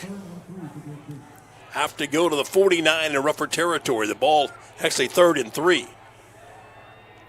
Personnel changes being made left and right on both sides of the line. Adamson, snap, calls his own number. He's in some trouble. Picked up by Timmy Moore in the backfield. He won't get the first down yardage. He'll lose yardage, actually. Moore got in there quickly on the stunt and made the tackle back at the 47-yard line. 4th and 4. Snap back to Aaron Beulah. He'll take a little stutter step and launch a punt downfield. Ruffers will just let it bound free, and it'll roll to a stop at the 19-yard line. Defense did its job, Nick, on a 3-and-out. And now the offense needs to come back again. They found some life in that first possession of the third quarter. Let's see if they can continue it here. Starting with 5:41 to play in the third quarter. Looking to spruce up your place, Nick? Why don't you call the people at Outdoor Renovations LLC? They've got all kinds of ideas, patios, whatever you want to put it, maybe a deck on the outside of the backyard or any type of improvements outdoors around your home. Count on the team from Outdoor Renovations LLC. Check them out on Facebook, a friend of Muskogee Rougher Football. Twins to the far left, the wide side of the field. Bring McGee in motion, a little counter sweep, play action. Bird's going to throw the ball downfield. Oh, wide open behind everybody is Beasley at the 50. Andre trying to pick up a blocker. Got one. 45, 40, 35, 30. Inside the 25-yard line goes Andre Beasley. What a good play, and Beasley was so wide open. 56-yard pass and run combination.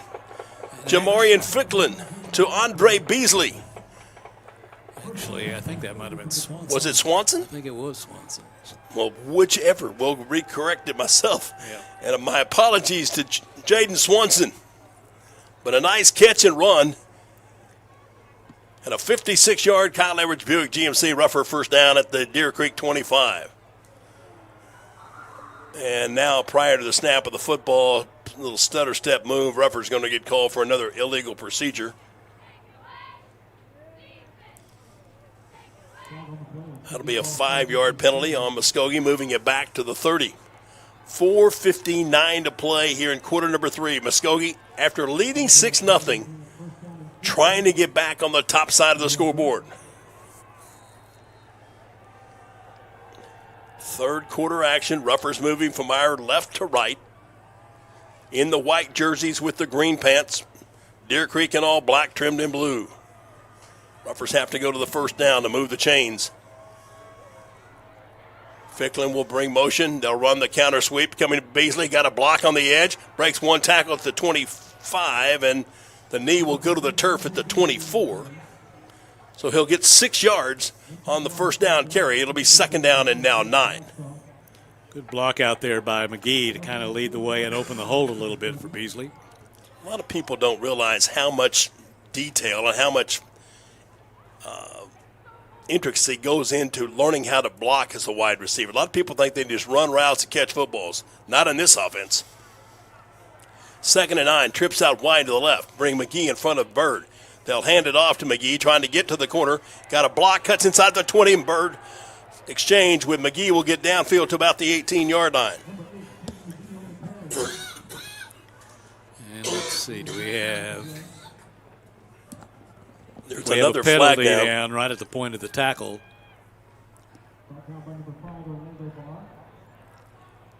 It's a holding penalty again. Ruffers. The gain had gone downfield to about the 18-yard line, but the flag was thrown at the 23, so or 22. They'll mark it back to the 10. The best thing about that situation, though, Nick, it does remain second down. They end up losing about 8 yards on the play. Going from the 24 back to the 32. So now they got second down and 17. Clock running with 3:45 to play, and the Ruffers sideline is going to talk about it. We'll give you a chance to hear from one of our many sponsors here again at 2023, and thanks to each and every one of them for helping make our broadcasts come true and you a chance to enjoy. 23-20, Deer Creek in front of Muskogee. We're back in 30 seconds on Ruffer Football 2023. Pain is temporary. Pride is forever. At Excel Therapy, we want to be your athlete's advocate for excellence. We offer treatment methods that focus on strengthening muscles and improving flexibility to improve your overall performance. And when injury sets in, Excel Therapy can aid in the recovery process. We know it's important to get back in the game, so trust the comeback experts, Excel Physical Therapy and Sports Medicine. With 16 locations and no physician referral required, you can begin healing today. From setback to comeback, the name you can trust, Excel Physical Therapy and Sports Medicine. Look for us online at exceltherapyok.com. And the Ruffers now took that time out to kind of talk things over as they look at a second down and long from the 32. Need to move it down to the 15 to get the first down. Excel Physical Therapy, Buffalo Wild Wings, who sponsors our Ruffer Player of the Game, helping make possible tonight's contest, along with Nissan of Muskogee. Jason Hughes and his crew there do a fantastic job. Stouty, he's got a deal for you waiting tomorrow. Go by and test drive a new Nissan at Nissan of Muskogee. Ask for my friend. Just ask. Pain is temporary. Who he is. Second down. Ficklin back in the pocket with time to throw. Now dances free, tries to come upfield. Going to run it on his own. He'll scamper to the sideline and get shoved out of bounds right about the 25. So back to just about the original line of scrimmage and make it third down and 10 or maybe 11 when they spotted the and 30. Put it at the 26. Yeah. So 3rd and 11. Ruffers have to go to the 15-yard line. Clock showing 3:12 left to play here in the third in a back-and-forth contest. Deer Creek 23, Muskogee 20. Andre Beasley, Caden McGee paired up to the outside wide right. Ficklin will take it. He'll ride the handoff. They'll run the reverse back to Beasley, and a great defensive effort that time by Deer Creek, being at the right spot at the right time. I think that was Barr, the cornerback. It's either Barr or Eli Donahue. Very hard to see the numbers. The defensive end came in and made the one-on-one tackle against Andre Beasley back upfield at the 32-yard line. So it's a loss of 6, and it's 4th down. 4th down and almost 20 for the Ruffers. Ruffers have to go to the 15-yard line. Twins out wide either side. Ficklin in the pocket, going to go deep. He's looking for McGee, who's behind everybody over the shoulder, makes the catch. Touchdown, Ruffers. Bird laid it right in his fingertips over 2 defenders. A perfectly thrown ball and an even better reception for big play. 32 yards on the scoring strike. Ruffers out in front of the scoreboard. What a great pass by Ficklin, just perfectly, as McGee actually almost had double coverage. The safety came over quickly, kind of got over there, but the pass was perfect, and McGee went up in traffic, made the catch, and came down with it. All the way. He possessed it all the way to the ground, Nick, for the score. Now the extra point. Espinoza splits the uprights. Good. Ruffers add 7 to the scoreboard. Now leading 27-23 with 2:14 left here in the third. Stay tuned. Ruffer football continues in 30 seconds from Ponca City's Pohai Stadium. In sports, having the right winning strategy is often the difference between winning and losing. The same is true when you need legal representation. For more than 15 years, the law offices of Michael E. Finnerty have successfully provided the winning strategy with excellence and integrity for the people of the Muskogee area in matters of personal injury, social security disability, and workers' compensation issues. The law office, Muskogee trusts Michael A. Finnerty, ready to develop a winning strategy. Michael A. Finnerty, 436 Court Street in Muskogee. Call 687-1155. Online at finnertylaw.com. Nick, I'm pretty good at math, but 56 and 32 tells me that's 88. But the official scoring drive for the Muskogee Ruffers is 5 plays, 81 yards. Of course, some penalties. In sports, having needed yardage, but what a toss from Jamarian Ficklin to Caden McGee for the big play of the night. And the Ruffers in front, 27-23. Ficklin's had a big night, 212 yards passing, 132 rushing. So now Espinosa will put it on the tee for the ensuing kick. He'll drive it deep Antlers will take it at the 23-yard line, trying to go to the corner. There's rougher defenders there, turning everything back into the middle. And the return will be upfield to the 34-yard line, where Deer Creek will take over 1st and 10. Bowler doing a nice job to contain on the outside, and they turn it back into the middle, and Bowler was there to make the tackle. 2:07 left in quarter number 3 in the season for one of these two teams. The winner, of course, advancing on to next week's state championship game, where right now the runner-up a year ago, Choctaw, has a 7-point lead in the third, 21-14 over Stillwater. Antlers going to go the little Wildcat. They fumble the football as Miller will then pick it up, and they turn disaster into success. Wow. Ball back on the turf. Miller went back and got it and turned around and had open field and gets it all the way up to the 46. Gets 12 yards on the play. That little swing and gate formation, and Miller fumbled the football. The Roughers just could not make the tackle. Now Adamson will call his own number, trying to get to the corner. Roughers turn it back inside. There comes the yellow hanky for a hold. That's going to be on one of the big offensive linemen of the Antlers. I think that's thrown on Zeke Groom, who was out there as a end.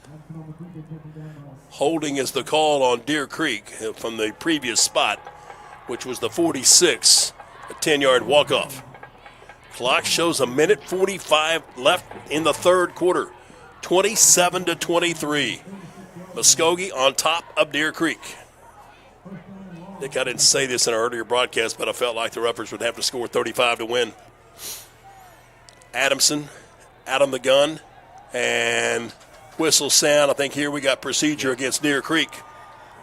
So a little dysfunction in the motion of the Antlers attack. On back-to-back flags.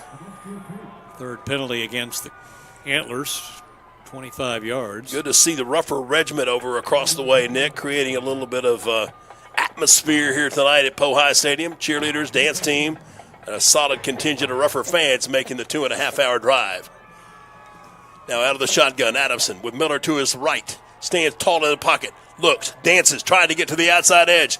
Brown comes up, and a pass is thrown, caught in the middle of the field at the 49-yard line in Rougher territory. Adamson with his ability to deliver a strike, and he's got his go-to comeback man who always seems to be in the right spot, Mason Smith, making the catch, a 20-yard pickup.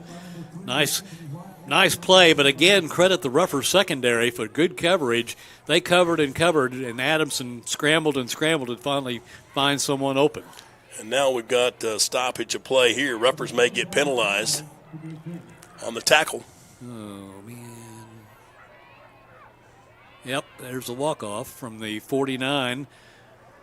That's going to be a face mask penalty. Be a big one, 15 yards. We'll take it all the way down to the Rougher 34. So the 20-yard pass play plus the 15 for the face mask call. The ball goes to the 34-yard line in Rougher territory. Deer Creek with the football. 70 yards in penalties against the Rougher. It was the white hat that threw the flag. He had to go back and pick it up. Starting the clock with 1:13 left in the third.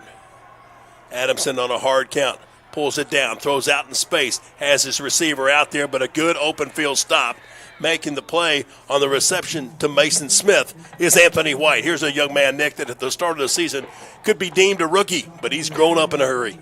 They picked on him a lot this year, but especially in these last 2 or 3 games, he's really come along. Here's the bunch formation again. Adamson in the pocket, throws across the middle, caught by his go-to target, Mason Smith. Has the catch down to the 19-yard line. Be another 1st and 10 for Deer Creek on an 11-yard completion. Now tempo again for Deer Creek. No huddle. No personnel changes, just realignment. Empty backfield for Brady Adamson, who stands 6'3" and 203 pounds. Now Miller will join him alongside as a running back. They'll run the zone read, hand it off to Miller, trying to get to the edge. Cuts inside. Roughers come up quickly. Dion Bowler at the ankles. Gets a couple from the 19 down to about the 17. Down to the 17, clock running with 10 seconds. Expect Deer Creek to take us play here. Just don't get caught watching. And now it appears that the offensive coaching staff says, nope, let's go to the fourth. Let's slug it out for 12 minutes and see who will survive. Going to the final quarter, Muskogee has come from behind, erasing a 10-point deficit to lead 27-23 here with the fourth quarter left to go tonight from Ponca City. Back with the next action after this 30-second timeout on Rougher Football in 2023.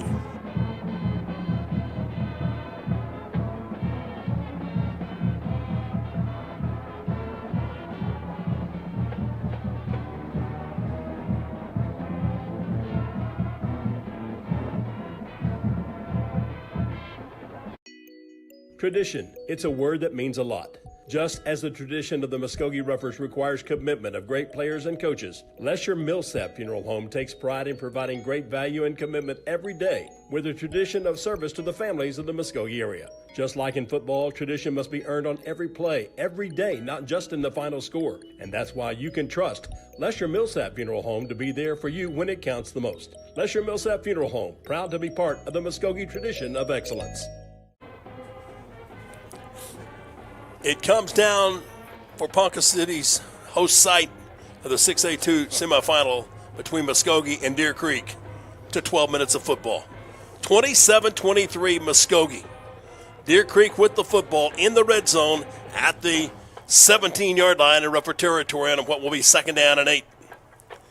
Rougher defense would like to rise up and make the stop here. Empty backfield for Grady Adamson. Now he'll shift Miller over to his left. Miller will stay in as a blocking back. They'll throw the deep route to the end zone. Rougher defender that time got beat, and it's a catch for 6 points.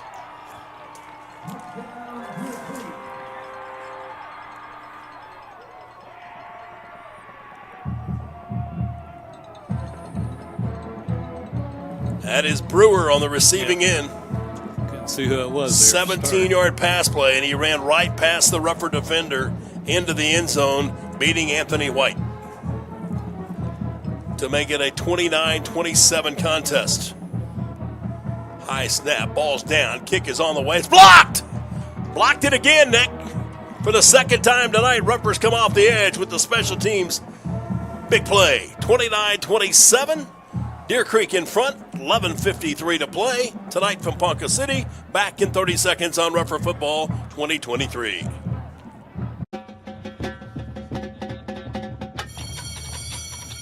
The world of education is driven by numbers. So is the one company more schools and universities call on when fire or water damage strikes. 1-800-SERVPRO. The #1 choice in commercial cleanup and restoration. When it matters most. The name to remember? ServPro of Muskogee. 918-913-4490. Online at servpro.com. Well, those of you who opted to stay at home, Nick, have missed a thrilling contest tonight here in Ponca City. A back-and-forth slug-out between two high-powered football teams. And Deer Creek going 66 yards, aided by a couple of costly penalties against the Muskogee Roughers, but another touchdown pass, Adamson this time to Brady Brewer. But just as they've done once earlier, Muskogee special teams punt block team or kick block team doing it again. It's a 2-point game, 29-27. Well, those 2 points could come up to be big here before this one's over. So now the Antlers must kick off. Short, rather deep type pooch this time. Fielded on a fair catch right about the 26-yard line. So now with 11 minutes and 53 seconds left,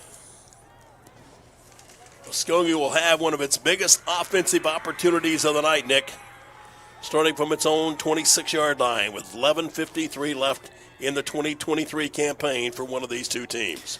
Roughers need to make this one count here. This is what it's all about. This is what all those summertime hot workouts are boiling down to now. Johnson will be the running back to the left of Jamarian Ficklin. Watson and Andre Beasley are to the left side. They'll bring McGee in motion on another jet sweep. Trying to turn the corner. Cuts inside of a rack. 30, 35, 40. McGee to the midfield stripe. 40, 35. Big play. Take it to the house, big fella. He'll run out of bounds at the 16-yard line. What a great block. 58-yard run by Caden McGee. on the jet sweep to put the Ruffers at the 18-yard line where they'll mark it. I guess that's a 56-yard run by Caden McGee, but that's a big play to put the Ruffers right back in the scoring zone. Clock stops with 11:41 to go. McGee, along with Watson and Washington, will be the trips to the far right side. And now a timeout taken, and Muskogee didn't have the right personnel on the field. Travis Hill not happy with somebody That's out Chris there. Reisenhofer that is not fuming. happy with somebody, yeah. Ruffers felt like they had the play call and the personnel matchups they wanted and had to spend a timeout. We'll do the same back in 30 seconds. Deer Creek leading by 2, 29-27. This is Ruffer football in 2023. Proud to be a Muskogee Ruffer, Honda of Muskogee. In the heart of Oklahoma, with Honda of Muskogee. Our super friendly staff is here to give you the best value with honest and fair service. Call 918-68-HONDA or go to HondaMuskogee.com. In the heart of Oklahoma, with Honda of Muskogee. 11:41 left to play tonight here in Ponca City. Deer Creek 29, Muskogee 27. The other matchup, Nick, has Stillwater and Choctaw in the Jackets. Their motto is Sting 'em, and that's what they're doing to the Pioneers tonight as Choctaw is leading Stillwater in the third now, 29-14. Good to have a good contingent of former Ruffers from wherever their locations may be, maybe traveling with college basketball teams, some of them even coaching, tuning in tonight to the live stream. Out of the timeout, Ruffers with a 1st and 10 from the Deer Creek 18-yard line. Latavian Johnson and Jamarian Ficklin now bring Beasley in motion. They'll run the counter. Beasley in the backfield, and again, just as they did in the first half, Deer Creek again comes up with a huge, huge play. That's Evan Hoopengarner making the stop on Andre back at the 29-yard line. That's a loss of 11. Same guy made the tackle in the first half, too, on that same play with the same results. So now the Ruffers have it at their own 29, have to go to the 9-yard line, or for the 8-yard line. So they'll need 21-yard lines to move the chains. The clock showing 11:05 left in the 2023 campaign. Watson in the slot, Beasley to the boundary. Now penalty whistle sound as Deer Creek calls. Deer Creek will call a timeout. That'll give us an opportunity to thank another group of our sponsors tonight, Nick, as they've done all season long. Pioneer Abstract, along with Bravado Wireless, the power of connection. By Honda Muskogee, Serpro Muskogee like it never happened. Just a great group of people that say we want to follow and support Muskogee Ruffer football. They've done it year after year after year. And they're glad to be a part of our broadcast here on live stream as well as on radio. And we should say a big thank you to the crew at Okie Country 1017 for making possible the radio broadcast. Yeah, more and more of the Ruffer past heroes, including a former Ruffer quarterback himself, now in the coaching ranks, watching from his live stream situation. Ruffers need to really punch this one in and get themselves back into the lead in this game. Last picture I get here, Nick, from that former Ruffer quarterback. The stockings are hung by the chimney with care and hope that the next week the Ruffers would be there playing for a state title. 2nd and 21. What can the Wizard of Ruffer offense, Chris Reisenhofer, come up with a scoring play here? Andre Beasley in the slot, Jamie to the outside edge, McGee up top to the right. Play action, back in the pocket is Ficklin. Steps up between defenders, now he wants to run. Tries to duck inside, now out at the 15. Bird coming to the near side, waiting for a blocker. He'll go inside the 10 and down to the 5-yard line before stepping out of bounds. They'll say Ficklin's feet touch the painted sideline at the 6. But that's more than enough needed. Needed 21. Guess what he got? 23. Just enough for a Kyle Edwards Buick GMC Ruffer. 1st and goal to go. 155 yards on the ground tonight for Ficklin. By far his best game as a ball carrier. Now it's time to push another one in. 10:49 left tonight in the state semifinal showdown between the number 1 ranked Antlers of Deer Creek and the number 3 ranked Ruffers of Muskogee. McGee and Andre Beasley are to the right side. Snap goes to Ficklin. Cuts inside of a crease. He has yardage. Second, third effort to the goal line. Touchdown, Muskogee. The Bird does it again. 6 yards and the touchdown for Jamarian Ficklin puts the Ruffers back on top. Third rushing touchdown of the night for the Ruffer quarterback. 74-yard drive. In not too much time, 10:44 to play. Just 4 plays. And it took a minute and 9 seconds. Snap is back. The kick splits the uprights good. There's timeout on the field tonight in Ponca City. Muskogee 34. Deer Creek 29. Stay tuned. Ruffer football continues in 30 seconds on Ruffer TV. Jay Hodge here with Rick, a man of few words. Wow! That's one of them. And when you see the savings at Jay Hodge Chevrolet Muskogee, tell them, Rick. Wow! New Silverados, 1.9% financing or $5,600 total value when you trade in an eligible vehicle. Don't overpay. Come see Jay. New Silverados, 1.9% financing. Wow! Now at Jay Hodge Chevrolet Muskogee, 144 West Shawnee. Bill Huddleston, Nick Hampton with you tonight from Pohai Stadium. That Pohai standing for Ponca City High School, which is directly behind us. The site of the 6A2 state semifinals. Muskogee and Deer Creek with the Ruffers in front, 34-29. As Val Espinosa will be on to kick off here. Referee's whistle sounds, we're ready to go. Espinosa with a swing of the right leg, pushing it up into the night sky. Antlers will field it on the move at the 26, across the 35, on the boundary, across the 40, and out near the 41-yard line, 42-yard line is where the kick is going to be returned. That's where Deer Creek will get it. With 10 minutes and 40 seconds left to play. It's kind of like a heavyweight fight, you know. It's just throwing haymakers. One throws touchdown, the other just comes back, scores again, and just back and forth. Antlers going to line up in that swinging gate formation. And then the quarterback, Adamson, will come in. He'll clap his hands, and everybody will shift into the normal set. First and 10, Deer Creek from its own 42. Adamson with a running back to his right. Trips out wide left. Little option. Cut back against the grain. Could have pitched it, but the Ruffers closed the door quickly. It's that time Adamson opted to keep the football on the quarterback keeper. He'll get upfield to the 44-yard line, a net of 2. RPO offense with Miller as a running back is a pretty good second choice, but that time the signal caller opting to keep it. Now trips come to the right side. Miller will shift back over as a running back. Is in the pocket, standing tall, dancing, pumping once, pumping twice. Now giving some ground, trying to find somebody to throw it away to. It's downfield, it's tipped up and around, and here comes a pass interference penalty. No. Oh, my goodness. Ruffers had triple coverage on the receiver. I think they're going to call that on White.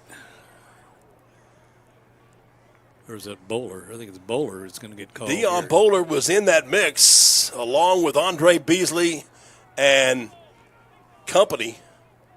But the yellow flag pass interference against the Ruffers will give Deer Creek a 1st and 10.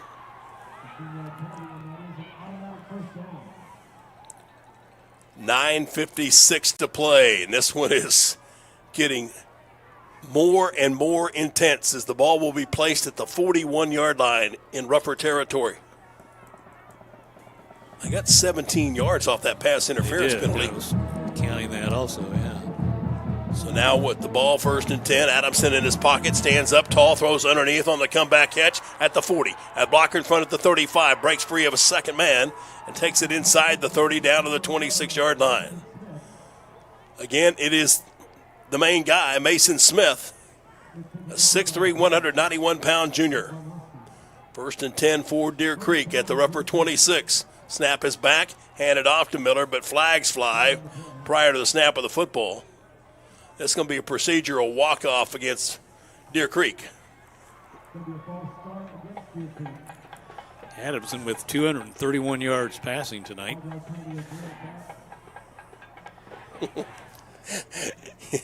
Yeah, to the guy who wears the skull and crossbones on his boots. Yeah, Matt, I'm going to agree with you. I won't read the text message, but good to have you aboard watching this one tonight here from Ponca City. First and 15. Adamson, play action across the middle, open receiver, but behind the intended target this time. Trying to throw the slant route to Colton Neal, but the pass was off the mark, incomplete. He was open. If he'd thrown it in stride, that might have been 6 for the Antlers. It's always good when you have former Roughers tuning in, and I can guarantee you the guy that sent me the last text knows what it felt like on that cold night at Putnam City. It was still a recovery by the Roughers. On the play action, Adamson again going to go deep. Beasley's out there in great possession. Intercepted! Nice coverage that time by Andre Beasley with the INT. Did a good job of not interfering as well on that. Just rode him right at the belly, played it picture-perfect defense. And the coaching staff of the Antlers is down screaming that there was pass interference, but it was just perfectly played by Andre Beasley with the INT. Roughers get the takeaway. They'll take over first and 10 at the 6-yard line. First turnover of the night by the Antlers.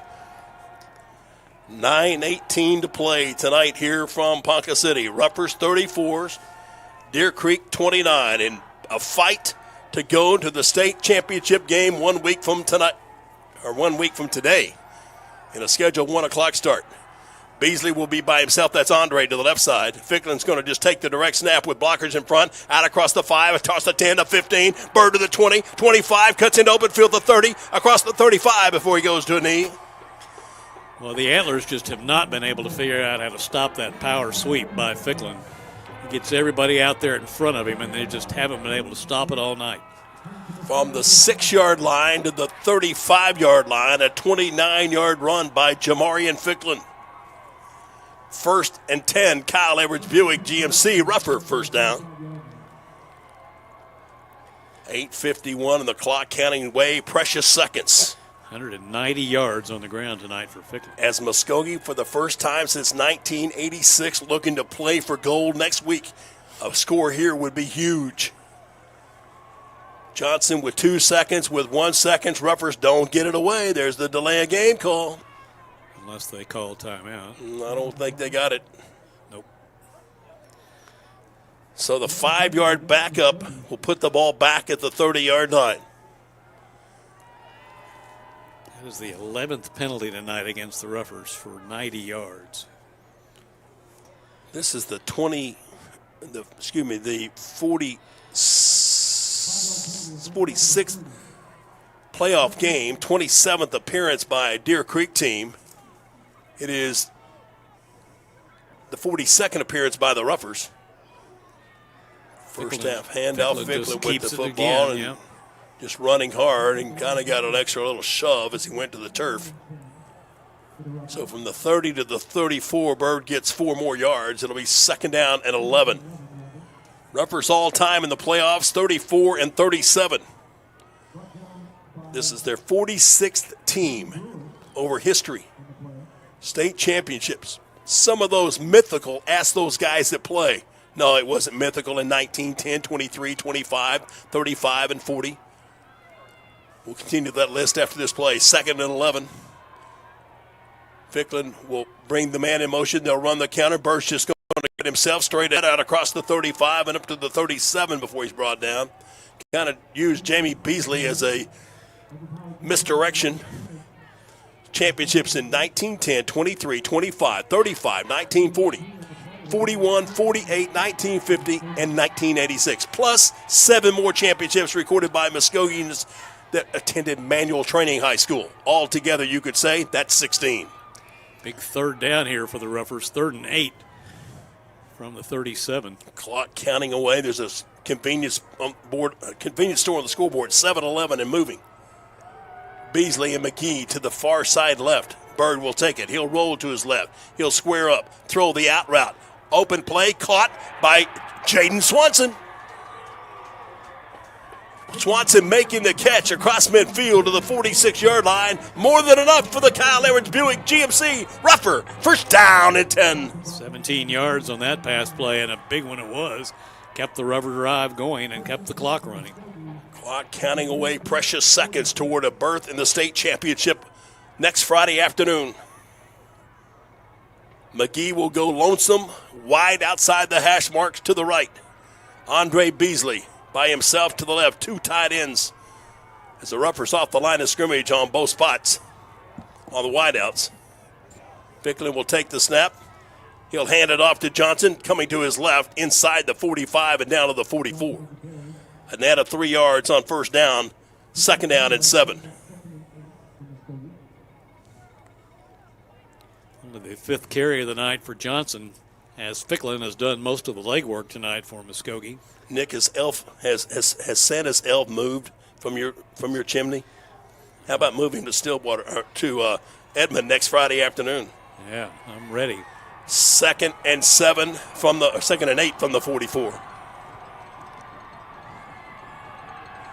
Ruffers just using time now on each possession. Play clock down to 5 as Ficklin will call for the football. He'll go to his left, got a good kick out block on the edge, and then gets trapped right at the line of scrimmage. Javon Washington made a pretty good block on the outside, but credit the interior pursuit of the Deer Creek defense to stop that for no gain. It's the only time tonight that Ficklin hasn't gained some yardage on a run. Pretty much had one loss earlier. You may go off and coach somewhere else, but your heart still bleeds green. More and more texts coming in to me, Nick, from those former Ruffers. Or as they would tell you, once a Ruffer, always a Ruffer. 3rd down and 8 for the Ruffers from the Deer Creek 44. Ficklin in the pocket. Good protection. Wants to go deep. He's looking for the big play. Down the field. And being defended and shadowed on the sideline. Was trying to draw a flag but couldn't get any. And the Ruffer coaching staff irate across the way with the official on that sideline that there was no contact, either a hold or a pass interference. So 4th down now and 8 for the Ruffers. Ball at the Antler 44. Who says coaches don't get energized? Even 5 minutes left to play in the game. Clock stopped on that incomplete pass.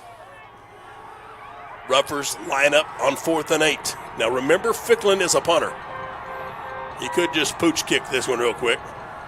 And there's motion up front. Now, I don't know, was Bird drawn offside? We'll have to wait and see how this one flies out because now they're going to say it's offensive. Yeah, a couple of the Ruffer linemen moved in. Yeah, there. they did, but there appeared to be motion up front by Deer Creek as well. So that 5-yard penalty will move it back near midfield stripe to the 49-yard line. That'll take away any gamble here, Nick, to go for it on 4th down. I think the Ruffers were perhaps hoping to get a encroachment penalty against Deer Creek, and there was movement up in the offensive front line.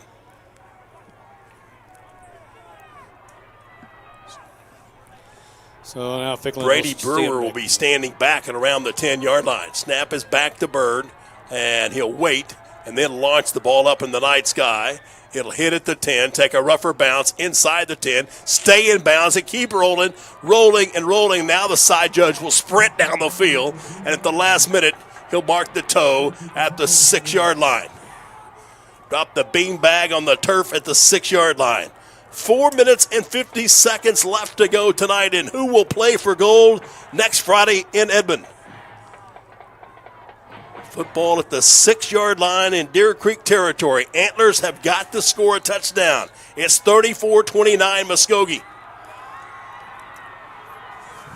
43-yard punt there by Ficklin, pinning the Antlers deep.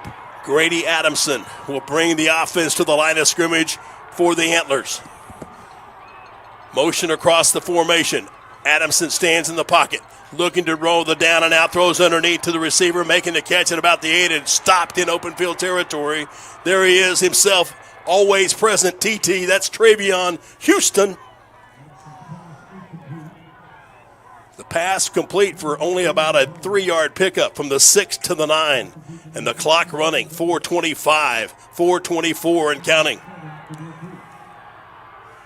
Adamson staring to the sideline. Antlers trying to get the personnel adjusted in the right set. Play clock down to 13. Now they'll motion across the formation. Adamson at the numbers, takes the snap, stands tall in the pocket, under pressure, down in the backfield, and he's sacked. A safety. The ball was thrown away. That's got to be a safety. Got to be a safety. Where are they going to call this one? They're trying to say he got it to an eligible receiver. How? And, well, there was a guy here, Nick, just across the goal line. And there comes the flag. Intentional grounding in the end zone. Put your hands together. Yep. Safety! There it is, yeah. All right. Ruffers finally do get to the quarterback. Grady Adamson. Who was the player that made that play?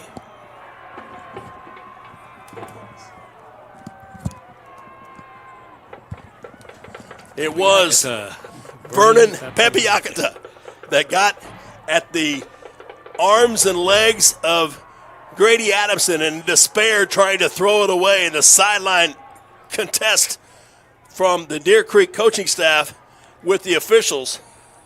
Still talking it over down there. And if they pick this one up and change it, Nick, this is going to remind me of 2005.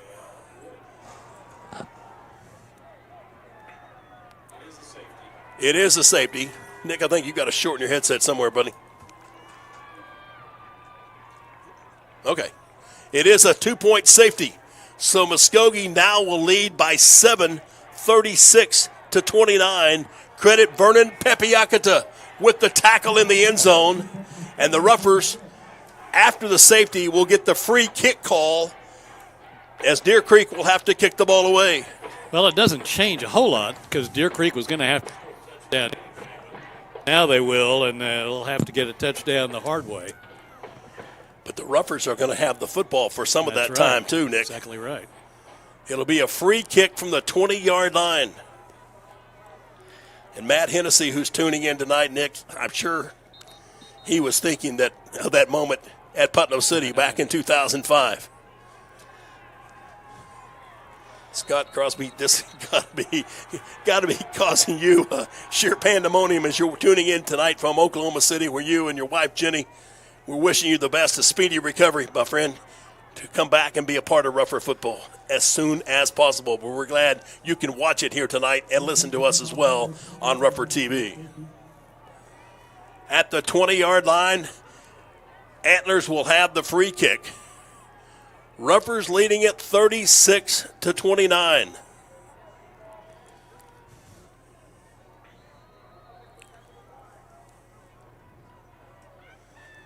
Here's the ensuing kick. It's a deep kick. Muskogee will field it at the 27. They'll come up the middle to the 30, across the 40, trying to come to the near side, and a nice ankle tackle. That's the sophomore on the return, Kenyon Goodson. I think this young man has got a big, big heart and a desire to be special. They're going to have to find a place for him next year. He'll find a place, trust me. Ball at the 43-yard line after the kick return. 3 minutes, 55 seconds left to go tonight here in Ponca City.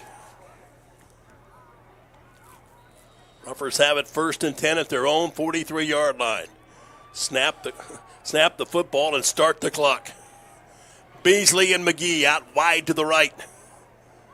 Single receiver outside the numbers to the left. Play action Burge is going to keep it himself, and he'll be stood up at the line of scrimmage.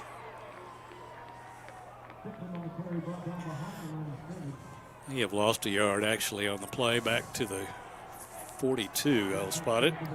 It's okay. It takes time off the clock. Watson goes out. Javon Washington comes in at a tight end spot.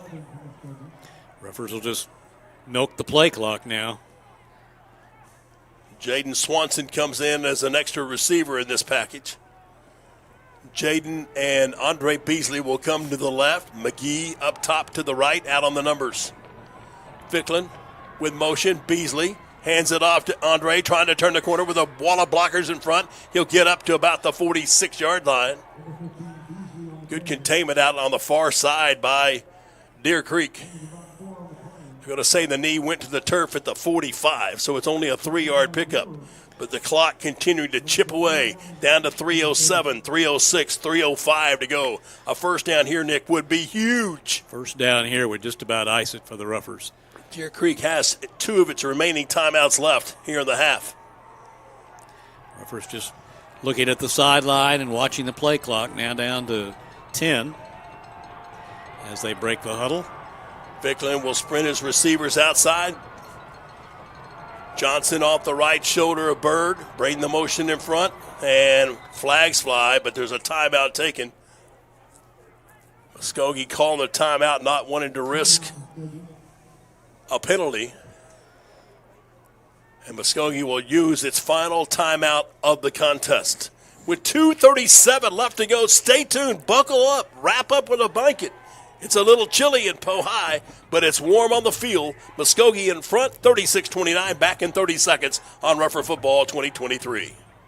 There's really only one explanation for businesses who continue to thrive for decades on end, and that's a people-first mentality.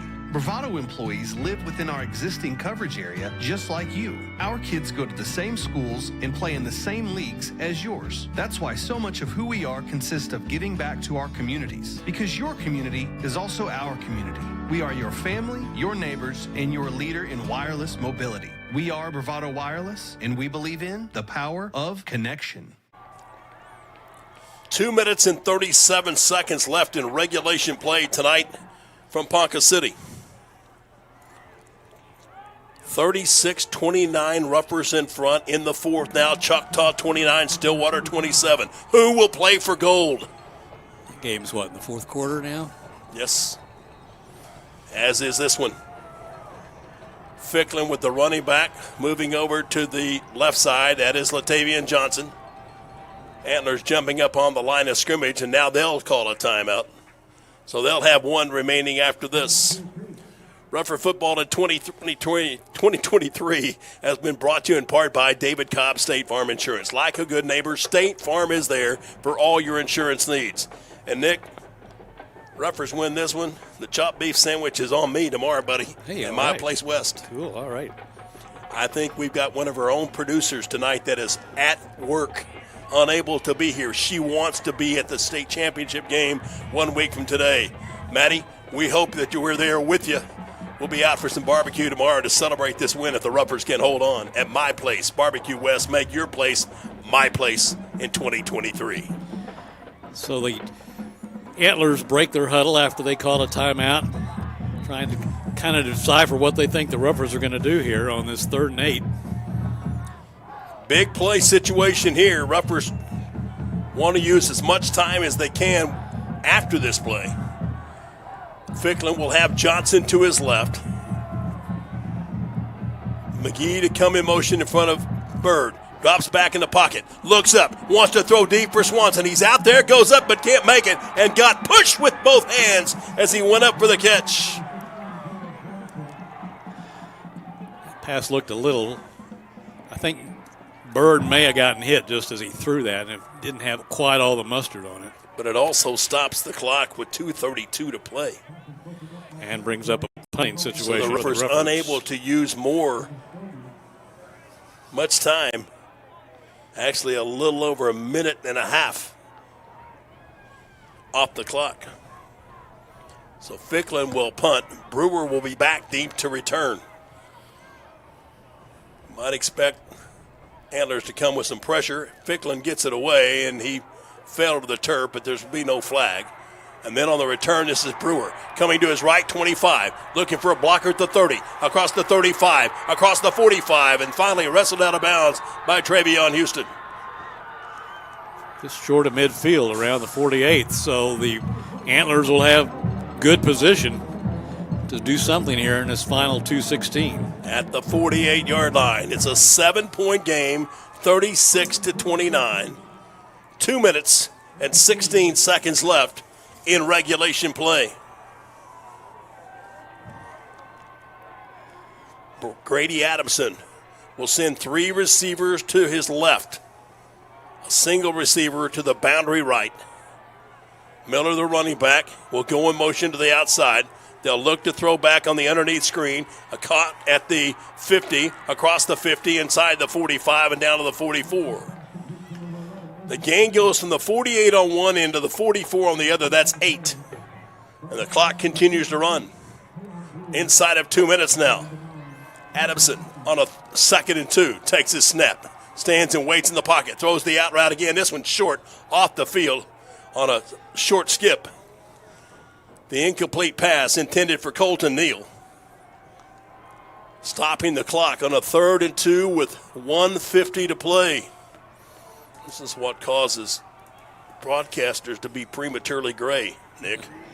Is that what happened to me and you? I guess so. 3rd and 2 for the Deer Creek Antlers. I'll blame it on that. Adamson will take it. He'll call his own number, trying to come to the corner. Can't get to, he got the first down effort with an extra dive as he falls to the 41-yard line. Needed 2, got 3. And the Ruffers have an injured player on the field. I'm not certain, but I think that is Anthony White. We'll just let him line it up for us here. And training staff will come over and take a look at the injured player for the Ruffers. 1:45 to play. Zapata Lawn and Tree Service. If you're looking for someone to put up the holiday lights, call Antonio tomorrow. It's been a busy crew. They've been working feverishly from dawn till dusk. And with these 5:30, 5:45 darkness, it makes you have to get up early and start. But they can help you put up your Christmas lights or clean up the place around your house. Zapata Lawn and Tree Service. Check them out on Facebook. Don't forget also our good friends at Pioneer Abstract. Mark Luttrell and the team there take care of all those type of needs that you may need for your property assignments. The injured player was Travion Houston. But he's up kind of chugging off. He'll have to come off the field for at least one play. Pioneer Abstract has been a tradition in Muskogee. Nick, they're some of the first people I met when I first came to the great city back in 1984. Hard to believe next year will be 40 years for me to be a resident and a part of the Ruffer tradition. 1st and 10 for Ponca City, for Deer Creek from the 41-yard line. 1:45 to play. Referee winds his arm to start the clock. Motion in front of the quarterback. Wants to throw, now wants to scramble. In some trouble. Pepiaka has got him, and with a body slam, throws him to the turf. Vernon Pepiakata got the safety a moment ago, Nick. Here he sacks the quarterback for a 7-yard loss. 1:20 and counting. Adamson rolling to his left. Blitz coming off the backside. Now he'll reverse, come back to the near side looking for running room, and will scamper to the boundary and step out of bounds right at the 40-yard line. So he got back to the initial line of scrimmage where it will be 3rd down, and will they put it at the 40 or the 41? So it'll be the 7 yards gained. With 1:13 to play. Deer Creek has 1 timeout remaining.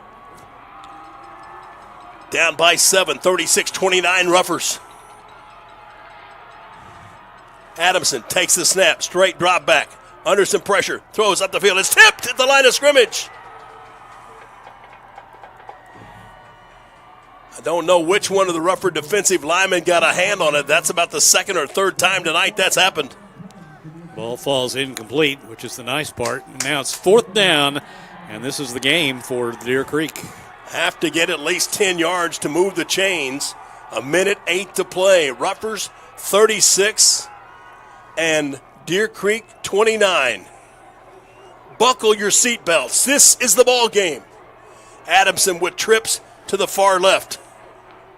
Hard count, trying to get the Ruffers to jump. Nobody will bite. Now Deer Creek will take its final time at it. We'll do the same. Take a deep breath. It's not over till it's over. 36-29 Ruffers. Back in 30 seconds on Ruffer Football 2023. Pioneer Abstract, proudly serving residential and commercial customers throughout Muskogee County since 1905. Serving banks, mortgage companies, and mortgage brokers with refinancing, purchase, 1031 tax-deferred exchanges, along with full escrow services and more. Pioneer Abstract offers the convenience of centralized services for escrow accounts, title insurance, and title searches. Pioneer Abstract, here yesterday, here today, and here tomorrow at 412 West Broadway in downtown Muskogee, or call Pioneer Abstract at 683-2904. Always good, Nick, to have the coaching staff in the booth right next door to us because they've got all the live action from the field level. Couldn't anybody identify who got the last pass deflection. It is 4th down and 10 for Deer Creek. 1:08 left to play tonight in the battle for the ticket to play for gold.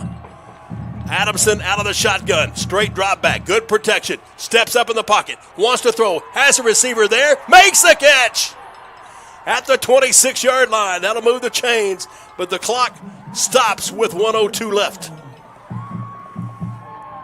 15-yard pass plays. Mason Smith, the go-to guy.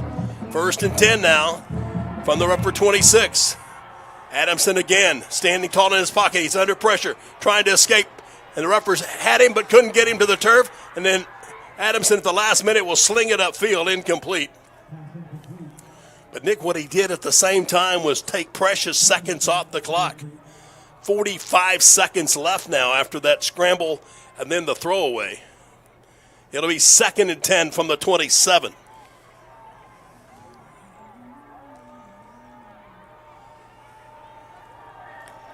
So now the Ruffer defense challenged again. And Nick, it's got the best of the best on the field. Andre Beasley's out as a defensive back, so is Jamarian Ficklin. Ruffers have a 5-man deep umbrella. Adamson will take the number side snap, straight back in the pocket. Pressured, being trying to get free from behind. Ruffers had him corralled, then he'll scramble. At the 25, this is Adamson to the 20, to the 15. He'll be knocked out of bounds at about the 12-yard line, maybe the 11. Wow. 16-yard rumble by the quarterback. Grady Adamson, 34.9 seconds left to go. Deer Creek trying to find a way to score. Converting on a 4th down a moment ago and a big scramble that time by Adamson. Now 1st and 10. Adamson again will take the snap. He's going to throw the flare to the boundary. Far side, the ball's tipped away. Didn't get it high enough for the receiver. Pass was a little bit underthrown. Flat, yeah. And a nice effort out on the far edge by the Ruffer defensive back, the aforementioned Anthony White. So the incomplete pass stops the clock with 30 seconds left from the 11. Again, trips to the far side left. Miller to the left shoulder of the quarterback. Adamson with the count. He'll roll to his left. He'll square the shoulders. Look to throw to the end zone. It's high. It's caught. Touchdown. And guess who? Mason Smith. Yep. So now do the Antlers go for 2 here? Well, the kicking unit is coming aboard. That's Adrian Arambula. He's had 2 blocked tonight. Can the Ruffers get to a 3rd? To try to send this one to victory column. Timeout. Well, now we got motion up front on part of the Deer Creek front line.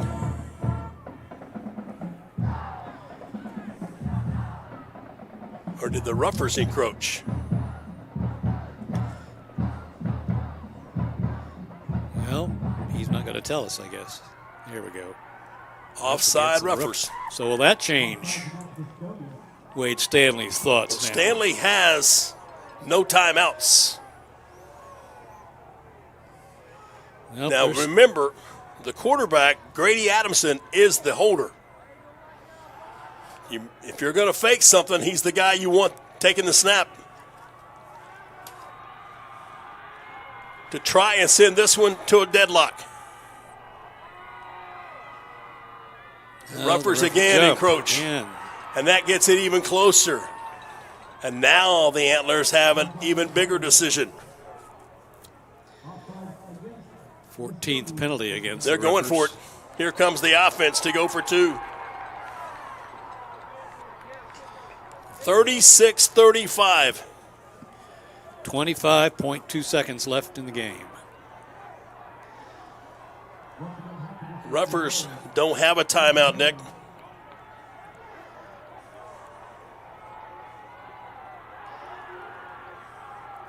Antlers to go for the 2-point conversion on a 4th and goal from the 1. This is for all the marbles to play for gold next Friday.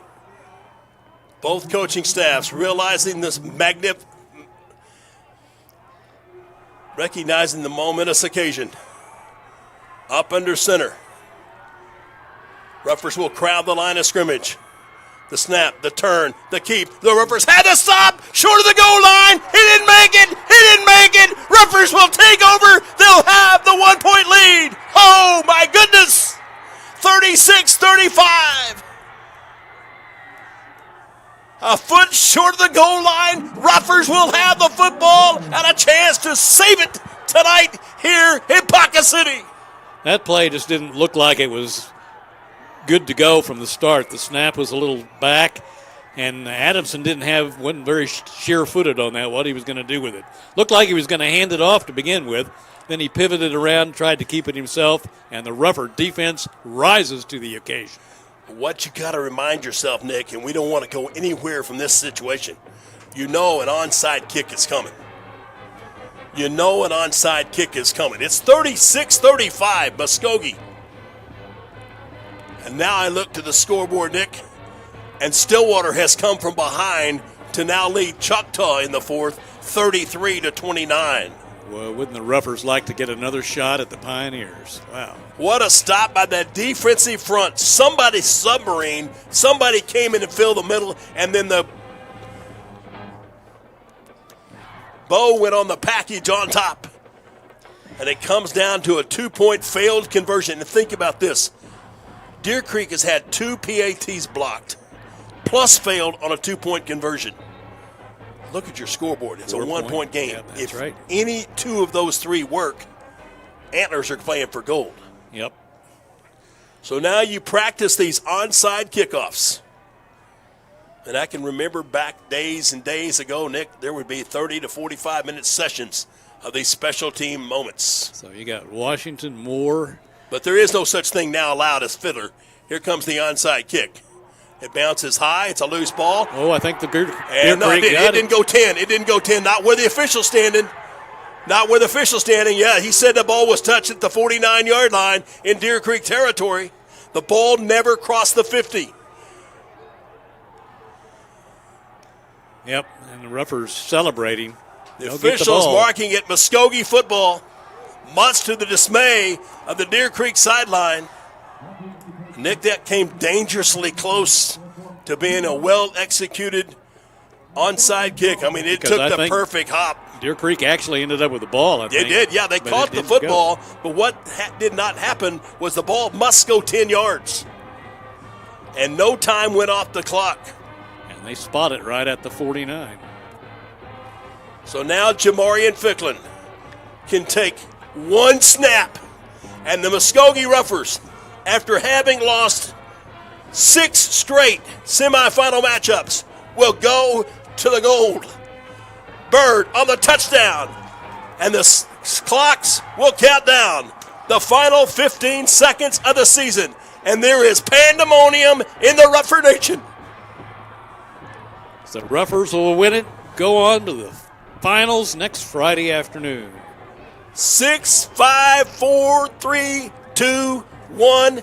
The clock says double zeros, and it says Muskogee wins 36-35. We'll play for gold next Friday in Edmond.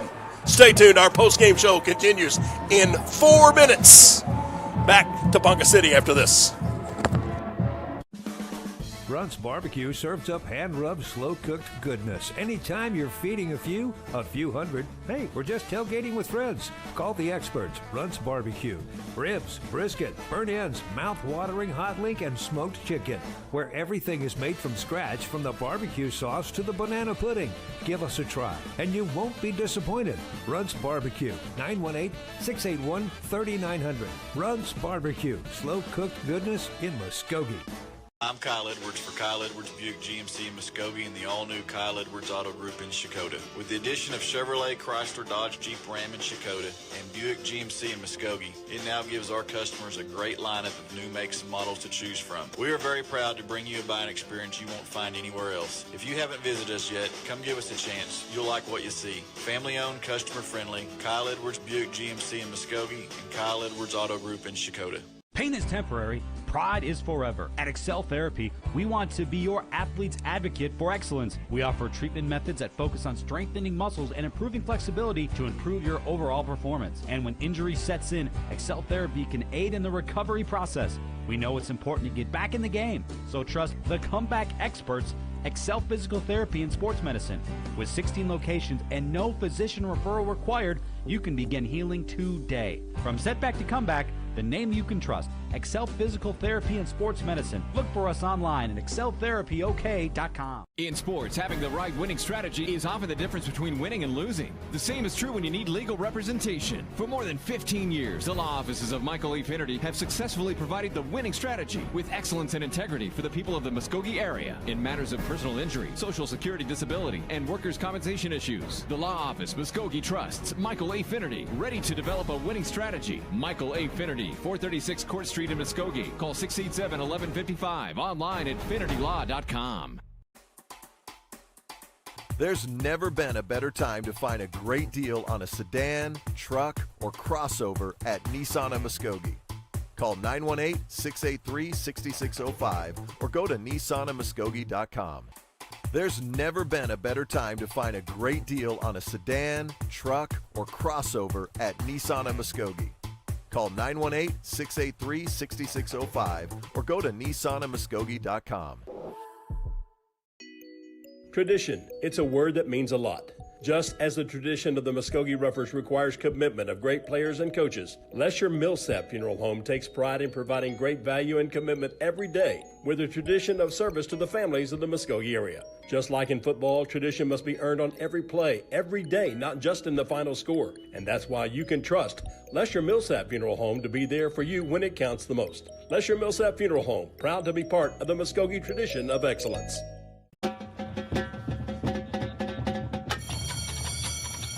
The world of education is driven by numbers. So is the one company more schools and universities call on when fire or water damage strikes. 1-800-SERVPRO. The #1 choice in commercial cleanup and restoration. When it matters most. The name to remember? ServPro of Muskogee. 918-913-4490. Online at servpro.com. Proud to be a Muskogee Rougher, Honda of Muskogee. In the heart of Oklahoma, with Honda of Muskogee. Our super friendly staff is here to give you the best value with honest and fair service. Call 918-68-HONDA or go to hondaofmuskogee.com. In the heart of Oklahoma, with Honda of Muskogee. Back with you here at Poe High as the Muskogee Roughers will move on to the state championship game next Friday afternoon at 1 o'clock at UCO in Edmond, as the Roughers victorious tonight 36-35 over the Deer Creek Antlers. What a football game. What a comeback by the Roughers after an ominous start, to say the least. A couple of turnovers. First half saw turnovers and penalties cripple the Roughers, but they straightened out a lot of that in that second half and go on to get the victory. So many situations tonight here in Ponca City that could have gone either way. We talked about the misfortunes in the special teams on the part of Deer Creek, and I am going to commend Wade Stanley and his offensive crew for going for two, Nick, when after those two penalties had pushed the ball to inside the one. But then give credit where credit is due. And I went to Anthony McNack, who was the coach here in the booth, and said, do you have any idea? He goes, defensive line, defensive line, defensive line. Yeah, okay. Tion Brewer, Vernon Papiaca, all those big heavies in there. I don't know who all was on that goal line stand on that two-point conversion, but it never got close, Nick. And then when you think about situations of Muskogee that they wasted away, right before halftime when Bird fumbled inside the 10-yard line. And then it seemed as if nothing would come the Muskogee way, but then all of a sudden good fortune began to shine. And the streak of 6 consecutive losses in the state semifinals is now history. And for the first time since 1986, the Muskogee Ruffers will play for the big gold ball next Friday afternoon in a 1 o'clock kickoff against either Stillwater or Choctaw. It has gone final. It'll be a rematch of week number 10. It'll be 2 teams out of the same district, Stillwater Pioneers and the Muskogee Ruffers. Blue and gold, green and white, to play for the championship next Friday in Edmond. And the Nick, Ruffers it will, sounds so sweet. The Ruffers will presumably be at full strength for that game. Remember, when they played Stillwater before, they did not have Andre Beasley. He was out with the concussion protocol, and that made a big difference in the game. He'll be back. The Ruffers are back, and they've got momentum on their side. It is one where you find words hard to come by, Nick, to describe the feeling. Having been in these situations before, having been at Putnam City in 2005, with the team in 2006 and 2007 in the semifinals, with a team that had a halftime lead in 2016 in the game played at Edmond North against Lawton, only to come up short. Then last year, to cause their own misfortune with turnovers against Choctaw to give the Jackets a chance to advance. But tonight, Muskogee found a way to overcome its flaws, and it got some heroic efforts, perhaps none bigger than the last play of the game on the goal line stand for the 2-point conversion to give the final score 36-35. How about those Ruffers? What about them? Wow. Let's look at the stats in tonight's game. For the Ruffers tonight, they rushed 41 times for 285 yards. 6 of 13 passing for Ficklin tonight for 229. So the Ruffers with 514 yards in total offense this evening. They lost their 2 fumbles. One of the downsides tonight for the Ruffers, if there is one, 14 penalties in the game tonight against Muskogee for 96 yards. Jamarian Ficklin, the leading ground gainer tonight, 26 carries, 196 yards on the ground for Bird. And we said he passed for another 229, so he accounted for almost 430 yards of the Ruffers' total offense tonight. Caden McGee, leading receiver, 3 catches for 115 yards. For the Antlers, they rushed 27 times for 93 yards, so Ruffers kept them well below what they've been averaging per game. But they did make up part of it in passing, 21 of 29 passing for Adamson, 270 yards, so 363 yards in total offense for Deer Creek tonight.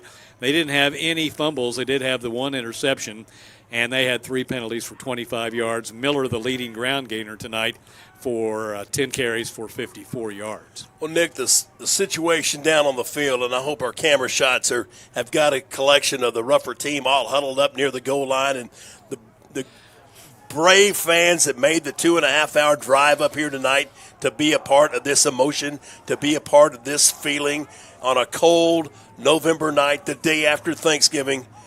The memories of every football player wanting to play the day after Thanksgiving, wanting to practice on Thanksgiving Day, and then to come out here in the waning moments, to come from a 10-point deficit. Remember, at one time it was 23-13 Deer Creek. Muskogee came back to make it 29-23. They got the safety and a touchdown that finished it up. And yes, there's a lot of offensive yards, and there's not a lot of numbers that we can account for on statistics on tackles tonight, but none bigger than that goal line stand. There's not one player that made that goal line stand. It's the entire 11 players that were out on the field stopping the Deer Creek offensive player short of the goal line.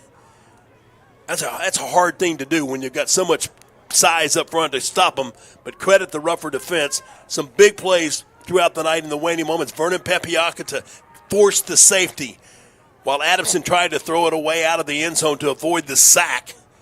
It ends up in the same result on the two-point safety. And then how close How close was that onside kick to going the needed 10 yards? But by the hair of the chinny chin chin, it's short. And the Roughers get the ball back. But still, Deer Creek would get a chance and would have the chance to go for it on a 2-point conversion. Wade Stanley, backbone, my friend, backbone. Well, and the Roughers helped them out, too, with a couple of procedure penalties that moved the ball up to about the 1 foot line anyway. And so that made the decision a little easier. But as I think about this game, to me, maybe the biggest plays other than that goal line stand were the blocked extra points tonight. Indeed, huge. Those made the difference. Two of them, not one. Sometimes you get lucky enough to get one. Yeah. But usually the opponent will adjust and you don't ever get close again. Roughers were close on every time that they would come off that, what is the left side of the Rougher defensive front and get to the football and block the extra point not once but twice. And here tonight at Poe High Stadium, Muskogee comes on the road. And it doesn't matter where they played tonight. It will be where they will play next Friday at Central Oklahoma, University of Central Oklahoma's Richardson Stadium, the site for the 6A2 state championship game. Say it again, 6A2 state championship matchup. Muskogee and Stillwater to play for gold for the first time since 1986. Roughers win tonight here in Ponca City, 36-35. Back to put a wrap on our broadcast after this 1-minute timeout. In times of need, it's comforting to see faces of people you know and trust. Cornerstone Funeral Home in Muskogee cherishes the opportunity to be there for you and your family in life's most challenging times when friends are most important. Cornerstone Funeral Home and Crematory welcomes the opportunity to answer any questions regarding planning and pre-arrangements for you and your loved ones. Experience the difference. Cornerstone Funeral Home, 1830 North York in Muskogee, where you'll find faces you know and reputations you trust. Jay Hodge here with Rick, a man of few words. Wow! That's one of them. And when you see the savings at Jay Hodge Chevrolet Muskogee, tell them, Rick. Wow! New Silverados, 1.9% financing or $5,600 total value when you trade in an eligible vehicle. Don't overpay. Come see Jay. New Silverados, 1.9% financing. Wow! Now at Jay Hodge Chevrolet Muskogee, 144 West Shawnee. In times of need, it's comforting to see faces of people you know and trust. Cornerstone Funeral Home in Muskogee cherishes the opportunity to... Short of the goal line. The offense scored their biggest play, one of their big plays on their very first possession, and the defense, the special teams, as they did all night long with the play of the year, Nick. Stopping Deer Creek short of a game-winning 2-point conversion. And Muskogee will play for the big gold ball next Friday afternoon at 1 o'clock opposite Stillwater in the 6A2 state championship. What a great game, and next week's game promises to be as good or even better as the Roughers will take on, once again, the Stillwater Pioneers next Friday afternoon. Now you and I both have to determine who is our Buffalo Wild Wings player of the game. I don't know if I can pick a player or not. I mean, you can look, to me, Ficklin, I mean, he was just amazing tonight. Had 220 yards, 196 yards rushing, and 229 passing. Just a great game tonight for the Bird. Well, he's certainly getting a lot of the media attention down on the field after Travis Hill had a chance to talk with the media that's here tonight. But, man, what a night for the Muskogee Roughers, a team that over their last 6 trips to the state semifinal, Nick, found some way to let victory be snatched away and the other team advance. But tonight, when it was all came down to one play, all in. I watched those card shows on TV, and the players at the table will push. They say all in. Wade Stanley went all in. Rougher special teams went all in. Only one's going to win when they turn up the final card. And when they flipped it over, it says 36-35. Roughers with the win to improve to 10-2. And think about this remarkable turnaround over the last 2 years. Travis Hill took over this program 2 years ago. This is his 3rd season. The first year, 2-8. Now back-to-back 10-win seasons, 10-2. and a chance to play for the big gold ball next Friday afternoon. Wow, just an amazing season. And you think about how the Roughers have done it, going from that very hot season opener up in this part of the state up against Enid. The next week was also hot, and now all the way back down here into November where we're in the ice box here at Ponca City. You're cold, buddy. Well, I'm sweating. I know, you're sweating. I'm sweating bullets here. That's because your adrenaline pumping out the roof. That's or as one of my text messages said, my blood pressure is going through the roof. Yeah, if you put the monitor on me right now, it's probably blowing out the top of the charts. But how about this? This is a group of seniors that, along with their teammates, went all in for 2023. It's not done. There's still one more ticket to be won. But for Deion Bowler, for Martell Bolden, Caden McGee, Jaden Swanson, Israel Martin, Travion Houston, Anthony Watson, Dylan Eddings, Landon Casey, Parker Pellet, Vernon Papiakada. Did we hear that name tonight? Oh, yeah, we did. Yeah. Wesley Harvey, Tion Brewer, Bryce Kazay, Caleb Houston, Braden Henry, Arion Parrish. We heard that name as well. Jaden Smith and Richard Soto Moradas. That's your senior class. There's plenty of talent behind them, but more importantly, there's a team wearing green going to play for gold for the first time since 1986. Next Friday afternoon at 1 o'clock in Edmond at Central Oklahoma's Richardson Stadium. It'll be Muskogee and Stillwater for all the marbles. We hope you'll be there with us, Nick. I'm going to cast my ballot, too, and go with Bird. I got to think it's Bird. I mean, if you could give it to the whole defense for that stand, if you could give it to the whole special teams for those block points, I'd love to do that too. But I don't know individually, Bird has the vote. If statistics make the decision, you have to go that way. But certainly tonight, most importantly, the win, 36-35. Thanks for joining us tonight from Powhatan Stadium in Ponca City. Thanks to our camera crew. They did a fantastic job. I know the camera got a little bit shaky there at the last, but there's all kinds of emotion running through these cameramen as well. Plus, it's freezing cold outside, folks. So come stand and run a camera as well anytime you want to.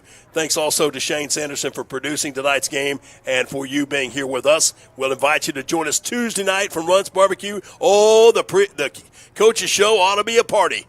I don't know if there'll be 2 meats, 3 meats, or even a 4-meat special waiting for the Ruffers Tuesday night at Runts. We hope you'll join us there. And then don't forget, next Friday afternoon, a 1 o'clock kick from Richardson Stadium in Edmond, Muskogee and Stillwater for the big gold ball. Until then, 36-35. Say it again.